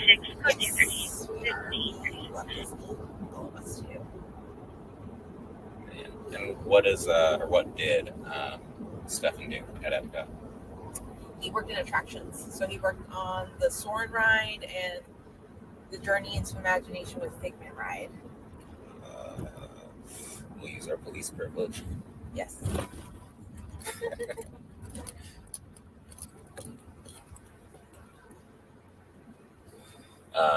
That's cool. So maybe he wasn't goofy. I heard though that he was. He was the goofy character. But here she's saying he worked on some rides. I guess running the rides, making sure, the person that stands there is like making sure everybody's buckled in and all that. I'm guessing that's what he did. My girlfriend worked for Disney for a long time. She was a character performer. With the ones in the costumes. Yeah. She said apparently that's like a big deal there. Yeah, it is. It's crazy how you could just be in a costume and you can make so many people so happy. My sister used to be a character performer as well. She was like Mickey, Minnie, Donald, Daisy, all the Lilo Stitch, the short. Yeah, short ones. Yeah. But I think she said she had to quit because she kept getting Donald Duck and his butt was really heavy and kept hurting her back. She was really having a lot of back pain, so she had to quit. Now that you say it, I guess that makes sense. Yeah. I didn't know they were so stringent with who they let be character performers, though. She was saying, like, you have to fit a height requirement, a weight requirement, you have to learn choreographies and all these mannerisms. Oh, wow. Learn all the different signatures for every character. To be a prince, you have to be like 6 foot something. You have to be taller than all the princesses. Crazy.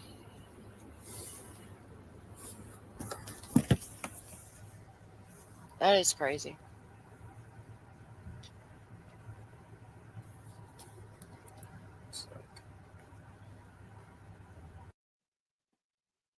Well, that looks like that's the end of that one.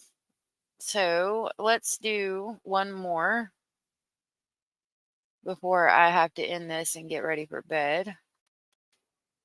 Because I have school in the morning for the children's. I have to be careful because some of these are like where they're looking for her and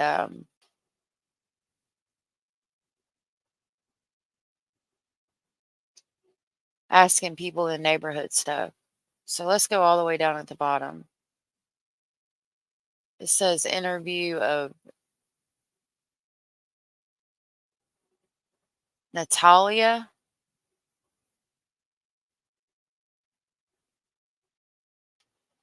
Let me try to get it.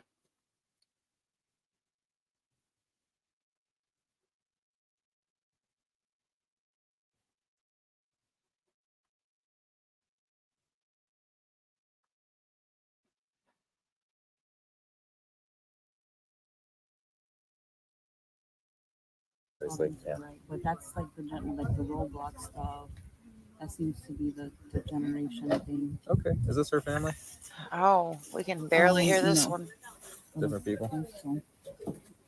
Yeah, we have a whole bunch of people that say. I don't think she was expecting anybody. Cool. All right. Well, thank you for that. I appreciate it. If there's anything else important you think it could help me find her. So I'm going. I mean, it is. It's just weird, like he typically doesn't drop her off. It's just like a whole bunch of coincidences. So I don't know. Okay. I think this is one of Jennifer Soto's family members making the connection that it is weird that he dropped her off, because that's what the grandmother was saying. And this could be the grandmother, I don't know. But Jennifer Soto's mom was saying how it's weird that he dropped her off. It's weird, but I don't know. All right. Well, thank you for that. I appreciate it. All right, that's the end of that one. Let me see what else I got. Well, I mean, I got enough to keep going over for at least 3 or 4 more days straight through, but see what else we can go over for the night. So this is an interview with Chris Stearns, which from what I've gathered from before, Chris Stearns is Stephen Stearns' father.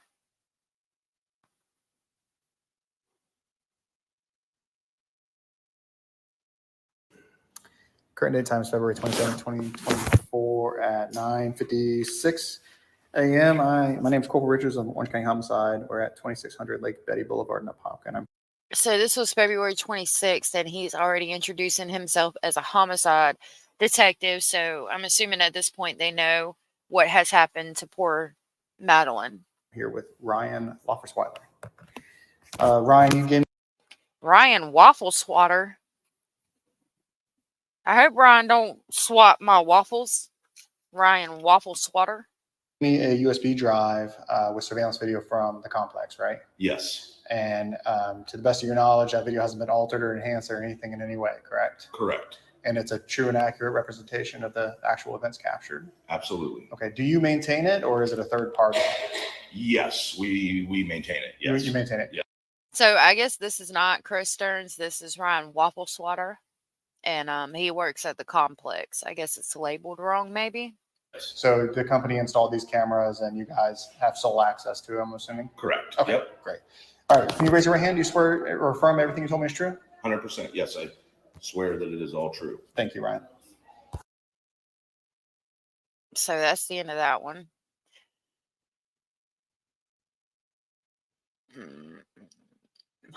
Let's see what we have.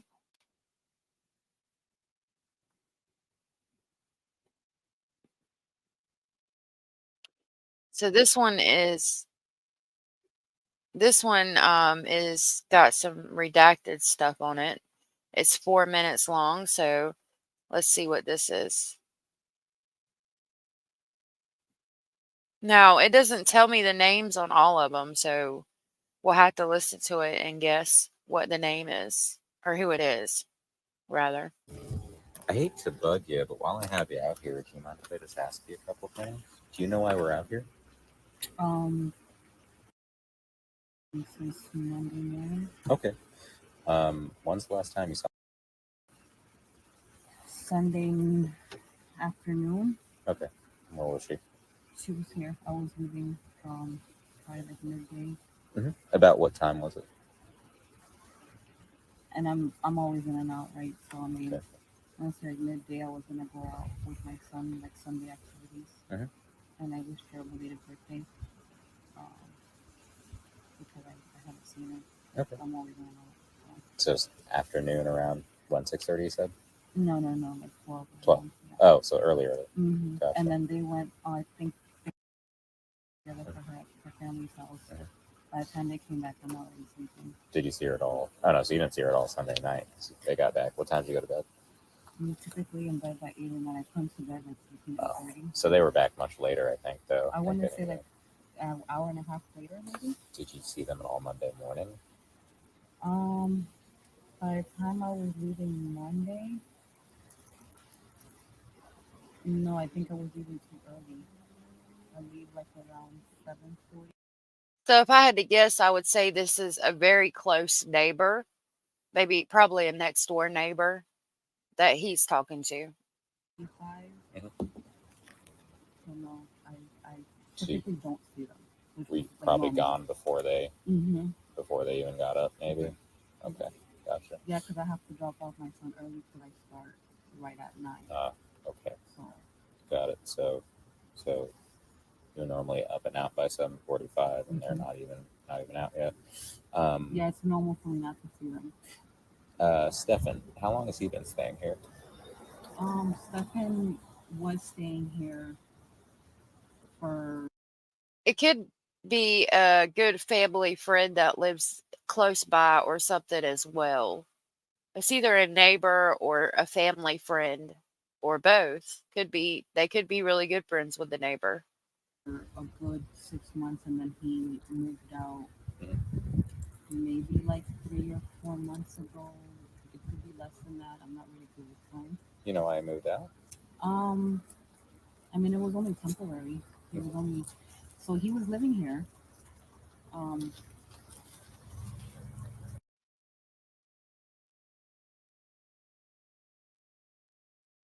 So this is another redacted part.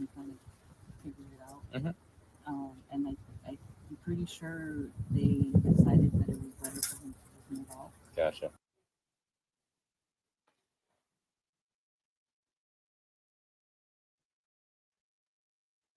All of this again is redacted.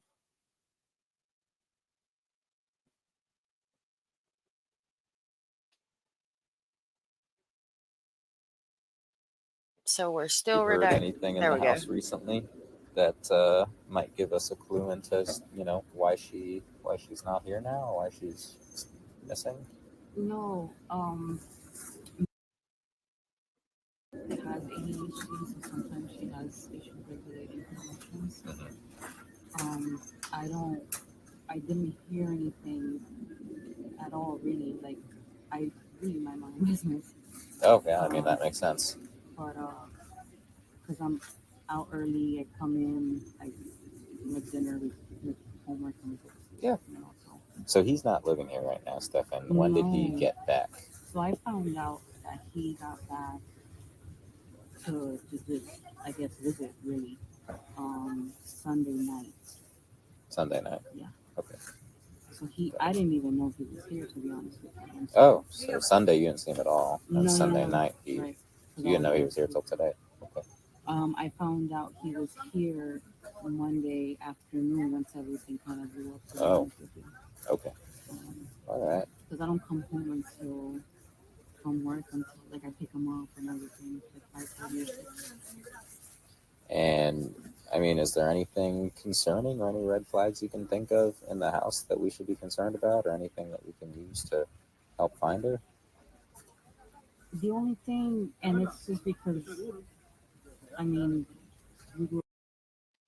Of course, it would cut off right there. I hate Oh. to bug you, but while I have you Okay, out I here, was would gonna you mind if say I just ask you a couple? that's just where it started over.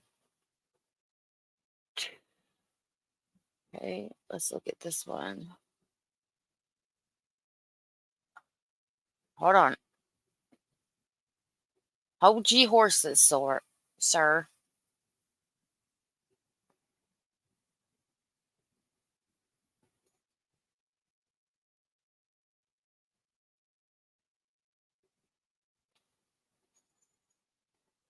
All right. Tuesday, February 27th, 2024, 11:16 hours for OCSO case 24-011313. He's Can you saying, state your full name? Jennifer Lucette Soto. All right, Jennifer. So I'm here to talk to you today. We're going to talk about, and you're familiar with kind of why we're talking right now, right? Yes. Okay. Can you tell me when is the last time you were with Saw? so judging just from what I've heard, I think that this is after she knew what had been going on that she supposedly didn't know about. I have questions still, but I think that's where we're at right now. Saw her, I'm going to say Sunday night. Okay. I heard her Monday getting ready for school. See, it's changed now because she knows that Monday morning she wasn't getting ready for school. Remember in the affidavit we just looked at, she said she saw her getting ready for school. Now she knows the truth and she's saying, well, I'm going to say I saw her Sunday night, but I heard her Monday morning. Obviously wasn't her, but. So you last saw her Sunday night about what time? I would say 11 p.m. before she went to bed. But supposedly she was working Sunday night and didn't see her. But like, I think at one point she said for a second on a phone call or something. Still doesn't make sense. You were here at home? Gotcha. And where did she go to bed? Was she in her room, your room, or something else?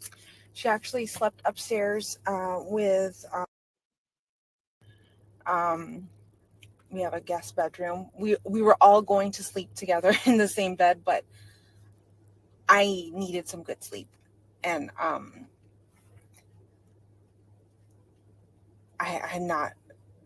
got a new job recently. I haven't been well rested. I needed some sleep. So I asked, hey, can you guys go to the guest bedroom upstairs? I knew he was going to get her ready. And that's the end of that. I'll never understand why you're asking your boyfriend to go to bed with your daughter. I don't understand. This is an image of some sort. Let me see if I can share it with you.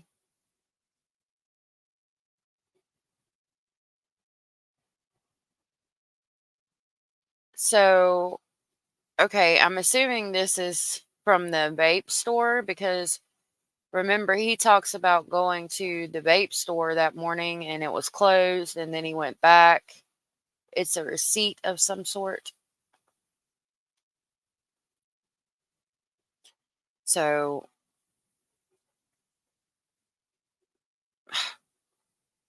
this computer irritates me sometimes. So I'm guessing it's just a receipt for the my computer, like, I don't know, it's kind of psycho. I guess that's as much as we got. So it says 11:22 a.m. I think he said he went there at 11:30. And that's the transaction for the vape.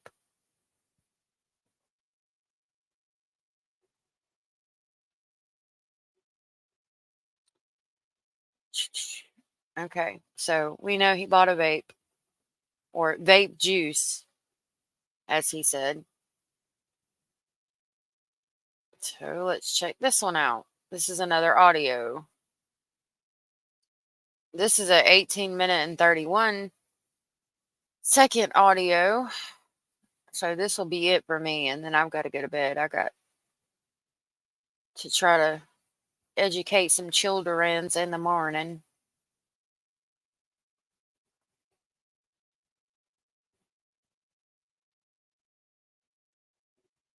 All right, here we go. Tuesday, February 27th, 12:05 hours for OCSO case 24-011313 is Detective Hunt. Can you state your full name? Stephan Stearns. Oh, interview with a monster. All right, Stephan. Real quick, you just want to affirm that everything you're about to tell me is the truth? Yes. Perfect. So you know kind of why I'm at here, right? Involving. When is the last time that you saw Madeline Soto? Yesterday morning. Okay. About what time was it? Approximately sometime between 8:25 and 8:40-ish is when I dropped her off. And where were you dropping her to? I was taking her to school. Got it. And it's my understanding that you dropped her off like a little bit away from school. Yeah, she sometimes likes to get dropped off a bit down the road away. She likes to walk over and catch up with her friends, or just not being seen, getting out of a hoopty in front of school. Okay. And when you say, See, this is the one where he talks about not being seen getting out of a hoopty in front of the school. Again, a hoopty is a beater, as some people would call it. A Lincoln MKX or whatever, MZ, whatever. The car he drove is not a hoopty. This is a bold-faced lie. You lying, sir. I drove a hoopty. As a matter of fact, when I was like 16, it was my boyfriend's car, and we called it the OGC, the Old Gangster Corsica. The steering wheel, you know how you can move your steering wheel to different positions while you drive? Yeah, that was broke. So, like, while you were driving down the road, the steering wheel would just go up and down, especially if you hit a bump. So, you got to try to drive it while the steering wheel's just falling up and down in your lap. You want to know how we started it? We started it with a screwdriver.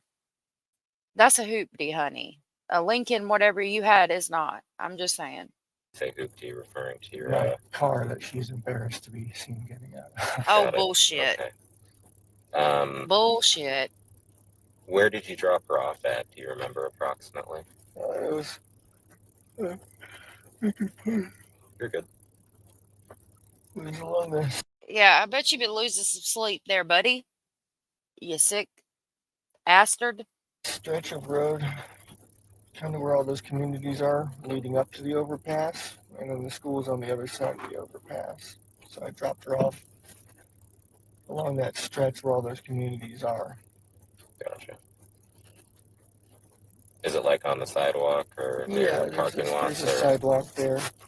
And then they've got the church on the other side of the street, and then the overpass, and then the school. So it was maybe no more than a block away. Okay. Is the school within like eyesight of where you drop her off? Or is The overpass was definitely within eyesight, and the school was literally just on the other side of the overpass. Gotcha.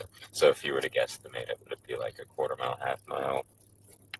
Yeah, maybe like a 5-10 minute walk, depending on your speed. Okay.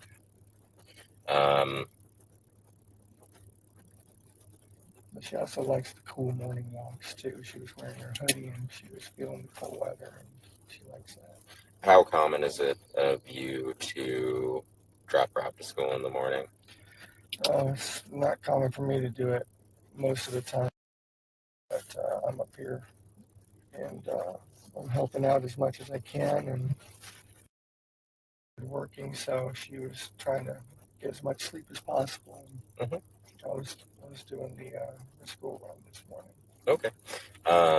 So the family and everybody says that it's weird for him to drop her off at school. And I mean, again, you have to question why, of all days, was he dropping her off at school?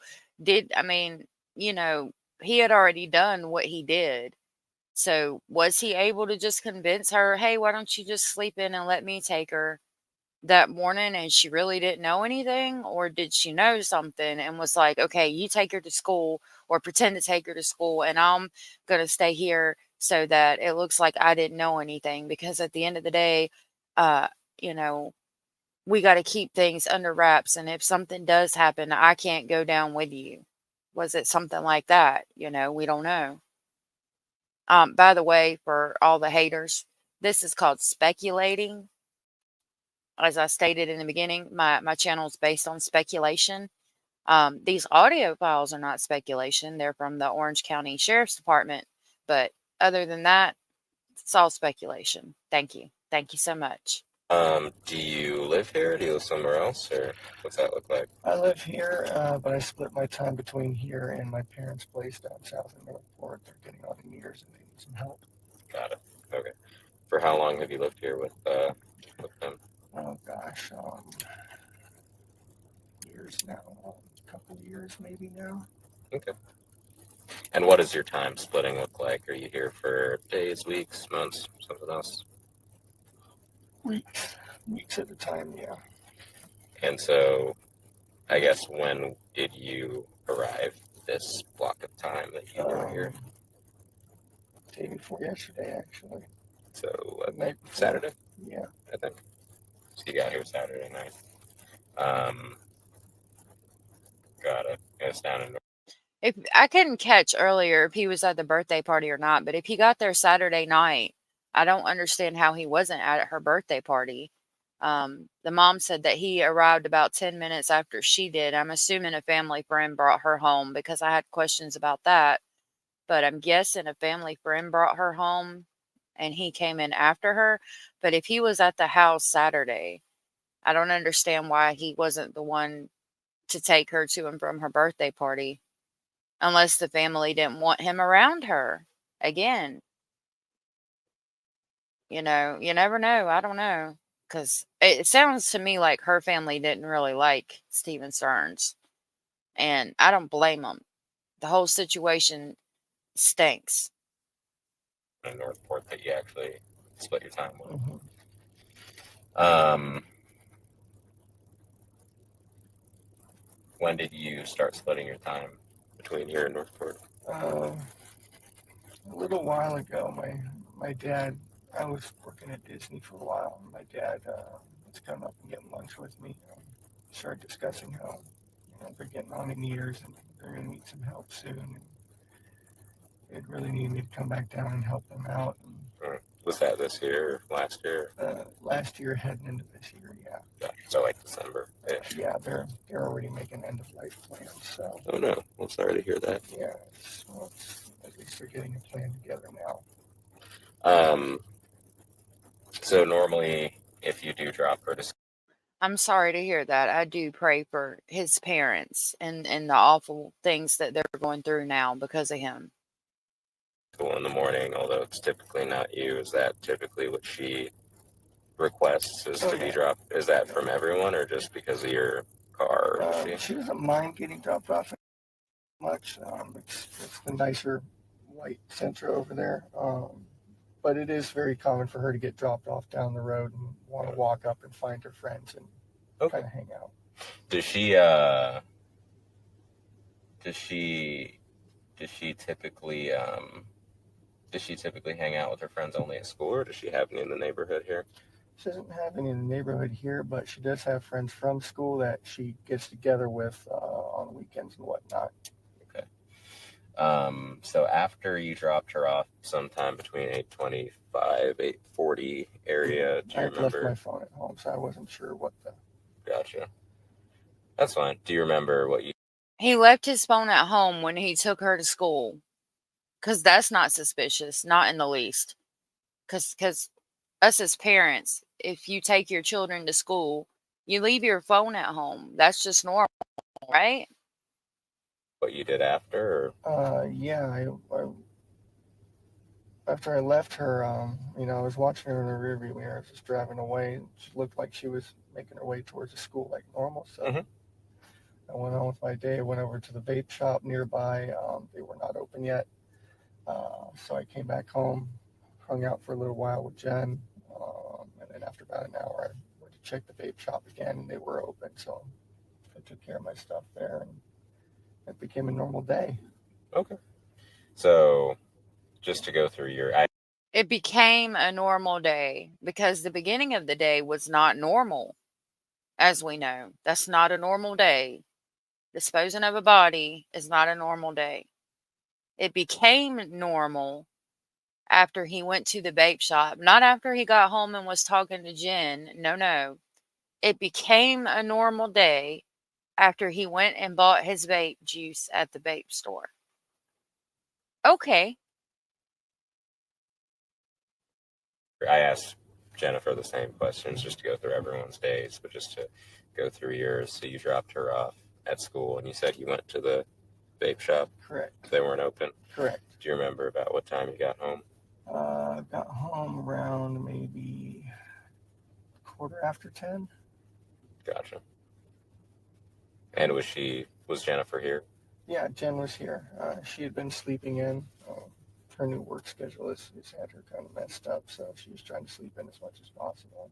Gotcha. And again, if you dropped her off supposedly at 8:40, and you assume that the school district is close to the house, I mean, I could pull up the map. I just don't have it in me to pull up the maps and stuff, but I can. And you stopped by the vape store, but they weren't open. So, I mean, give maybe a minute, possibly 2 for that. And then you add maybe 5 or 10 minutes for the drive there and the drive back if it was out of the way. So let's say maybe 25 minutes at the most to go to and from the vape store, finding out that it wasn't open. So that puts us at 9:40. And you got home at, if you add 25 minutes for the vape store plus about 35 minutes to go back and forth from school, that's an hour. Okay. So that would put him getting home about 9:40, but he got home about 10:15. I don't think that adds up. I'd love to do a view of the map and see where this vape store is. We probably will at some point. But that's an awful long time, in my opinion. So when you got back around 10, she was just waking up. Yeah. So we hung out for a little while, chit-chatted.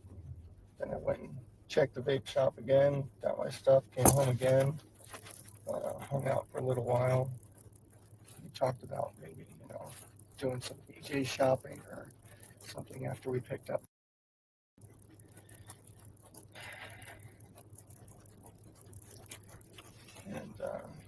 And she wanted to take a nap again. I had a couple errands I needed to run, so that worked out fine. I wanted to check out a couple of the card game shops in the area. Oh, okay. One of my trading card games just had a new release, so I just wanted to look at stuff. Ended up getting a flat tire. Okay. That's not why he got a flat tire. He got a flat tire getting rid of her body. And we know that now. So that's why my hoop is on. Where'd you get a I'm sorry. Where'd you get a flat tire? 192. That was hair raising. And that was when you were out shopping during the day? Yeah. That was between the hours of noon and like 2. Okay. Got it. And then so after we needed to leave by 2:30 to go get in line and get ready to pick up. Got it. So you guys went and picked her up together? That was the goal. Yes, I was going to go with them, but I ended up getting a flat tire. So she so left. You couldn't. Yeah, I got back literally 10 minutes after she left, apparently. Got it. And so forgive me, I missed something. I kind of missed it in the middle of there, but you got back home around 10. You hung out with Jen, and then y'all just kind of hung out. And then did you separate to go shopping, or? She took a nap, and then I went and ran my errands. Okay, got it. And then around noon or 2 o'clock, is Silly when you got rabbit. a flat tire and Silly rabbit. was leaving Silly to pick rabbit. up. No, so when we hung out first, I'd gone to the vape shop, which was now open to get my vape, and then came back and hung out more. And then we separated, and I did my errands, and she took a nap. That was around noonish when that. Got it. Okay, I just want to make sure I asked that straight. So you went back to the vape shop. Which vape shop is it? Where's the vape shop around here? Cigarette Online on John Young. Oh, okay, I didn't know there was one around here. E-cigarette, e-smoker, e-something online, but I've been going to them for a while. I think I'll remember their name. And you made it out there about what time is that? That was probably just after 11 that I finished up there. Okay. Got it. Now, can you remember the day prior to Monday? Do you remember, I mean, I guess if anything happened between Saturday night and Monday when you were here that might have sparked wanting to... She was so happy. Okay. Because party, right? And all three of us are together, and she was so happy. Tell me about Sunday night. Tell me about Sunday into Monday, what you remember. She just had a party. Mm-hmm. She was excited. Mm-hmm. Sorry. It's okay.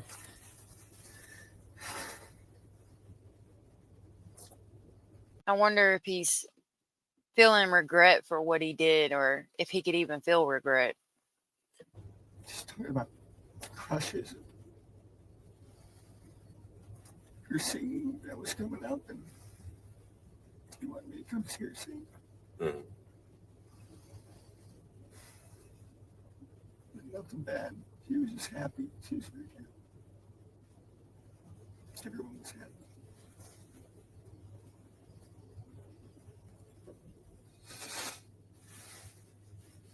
There's nothing out of the ordinary. I can't remember anything particular that happened. I showed her the movie Sister Act. Ah, okay. She was singing so well, I told her she reminded me of the choir. When they got their stuff together, started singing better. I wanted to show her. So this is what Jennifer said. Gotcha.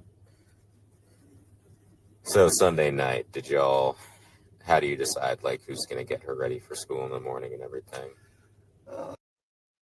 I take her to school in the morning so she can sleep in as much as possible. Okay. And I agreed. I've done the school run a few times before. It's not usually my forte, but I don't mind helping. And so Jennifer shared with me, typically you normally sleep in the upstairs guest bedroom. Yeah. And then she will sleep together in her own bedroom. But Sunday, so Jen could get better sleep, she said she's just sent you both upstairs, correct? Yeah. Gotcha. Okay.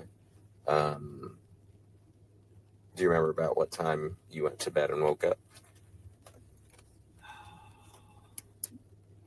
Bed, probably 11, quarter after.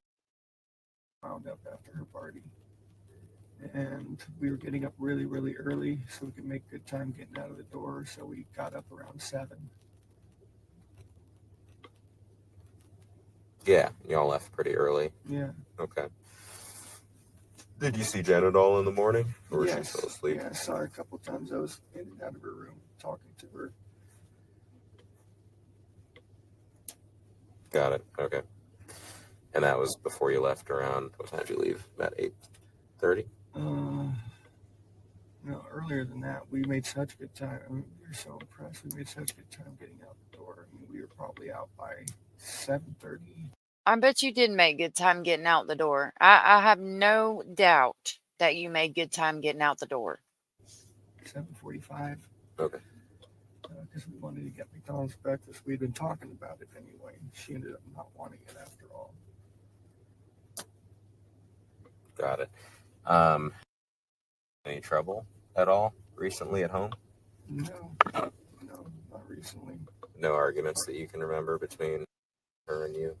Anything that's upset her? Not for a while. When was the last time? Maybe a month. Typical, mood swing stuff. She has some pretty bad PMS when she gets it, and being a teenager on top of it doesn't help. Okay. I know all about it. Now I think you said she left her phone, right? Yeah. Where did she leave her phone at? Boy, everybody in this household's just leaving phones lying around every daggum where. Left it in her room. She's ADHD. So am I, for that matter. Oh, yeah, so you left Mom. your phone too, huh? Yeah. So we try to. That's not suspicious at all, Ossiper. I left my phone. I did a factory reset. Boy, let me tell you what. If I was your old lady, I'd be leaving you just after those 2 statements. be on top of her about that and not forgetting things, but we're also a bit forgetful too. Got it. But yeah, it's not uncommon for her to forget everything. That She leave it in her room or in the she left bedroom? it in her room. She must have been grabbing her shoes or a hoodie or something and set it down, and that's just how it goes. Okay. Got it. Gotcha. Is it typical of her, I guess, to forget things like that? Yeah, very, very typical. Cool. Got it. All right, man. Well, I mean, you know her better than I do. Is there anything you can think of that, as someone who doesn't know her, that I might be missing out on here? Like somewhere she may like to be, or somewhere she. Everything that everywhere that we think she could possibly be, we've checked. I mean, literally, the whole family is just. So that the deputies found the video from the church last night of her in the parking lot. We heard that they saw someone. So can you think of a reason that she might have gone and waited in that church that's across the street for a couple minutes before she would have headed back off to school? No. I mean, she had time to kill, so I don't know. She said she was going to hang out and find her friends, but when I left her, she was on the other side of the street, rummaging through her backpack and just kind of moving towards the school area, so it looked normal. What do you think she was looking for? I assumed she was just looking for some headphones or something for her walk, but she might have been looking for her actual phone. Got it. Okay. Yeah, I mean that's all I can really think of at the moment. I think I have a phone number for you. I tried calling you earlier, but you might have just been asleep. Yeah. So sorry. No, it's okay. 256-1832. That's correct. Gotcha. What's your address when you stay down south? When I'm down south, it's I'm going to try to skip past this address because I do believe it is his parents' address, but don't call his number. I mean, obviously that's not his number. This man is in jail. That's my parents' house, though. I did not like. So it did redact it. That's good. Well, I mean, it's nice of you to help him out. So. Yeah, it's just a stressful environment full of poodles and deaf old people. So after you drop time at around 8:20. I think I do remember hearing about that his parents bred poodles. Or so, you didn't. To get to the vape shop, do you have to like swing back around at all to where the school area is? Is there any chance she saw your car or something and was flagging you down? Or no, I basically just turned around right there. Okay, so there's no chance she would have like seen you from that church parking lot when you were swinging back around to the vape shop? I would have already been gone at that point. Okay, got it. Yeah, I mean, at this point, I'm just trying to figure out, what might have cost her to go there and then what cost her to leave. Because I think she did stay there till about 8:50, just before school starts. When does school start? 9:30? 9:15, I think, is the latest that they should be there by. I think it starts around 9:20 officially. Gotcha. Is she familiar with that parking lot at all? Is that somewhere she hangs out? I mean, or a lot of the kids will sort of rendezvous there before heading into school. Gotcha. Do you recall seeing any other kids walking in the area when you were dropping her off? We were earlier than usual. She was confident that it was fine. She was just going to hang out and wait for her friends. Okay. Did she mention that to you at all? Or Yeah, did she say anything? I asked her, because we were a little early. We still had some time to kill. I said, "You want me to wait with you?" She said, "No, just drop me right here and then walk up and find my friends." Okay. Which is something that she normally does anyway. It wasn't out of the ordinary, and I agreed to it. You can tell this cop when he was like, "Oh, okay." He knows that Stephen Stearns is bullshitting. Seemed like she was making her way towards the school. I went on with my day. All right. Well, I appreciate you talking to me. I'm going to go ahead and end this. 12, 23 hours. All right, that's the end of that. And with that, I've got to call it a night. I got a busy day tomorrow. I'm going to work on breaking this down into videos to release for everybody. And I'm going to go ahead and run my missing children video. I will make a new one in the next day or two. But for now, I want to get these children's faces out here so you can keep an eye out for them.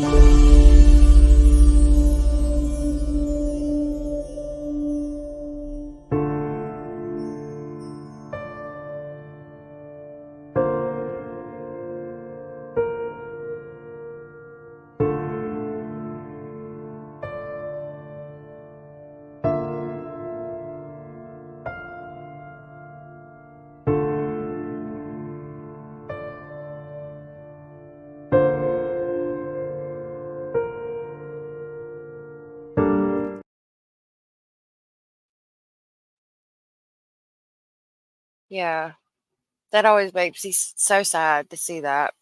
Some of those are active Amber Alerts that were just issued in the past couple of days. So make sure you guys are keeping your eyes open. If you see something, say something. Thank you for watching. If you're watching this on the replay, please hit the like and subscribe. Help get my channel and my name out here. And the hard work I do to get this information. Hopefully somebody will see it and share it. Thank you all. I hope you have a wonderful day. It's 12:23 in the morning here, and I hope everybody has a wonderful day. I hope it's the best day that you've experienced in your whole entire life. I hope it can be that way for all of us. That being said, have a good night. Thank you so much, and I will hopefully see y'all tomorrow to continue going over this evidence that I have. Bye.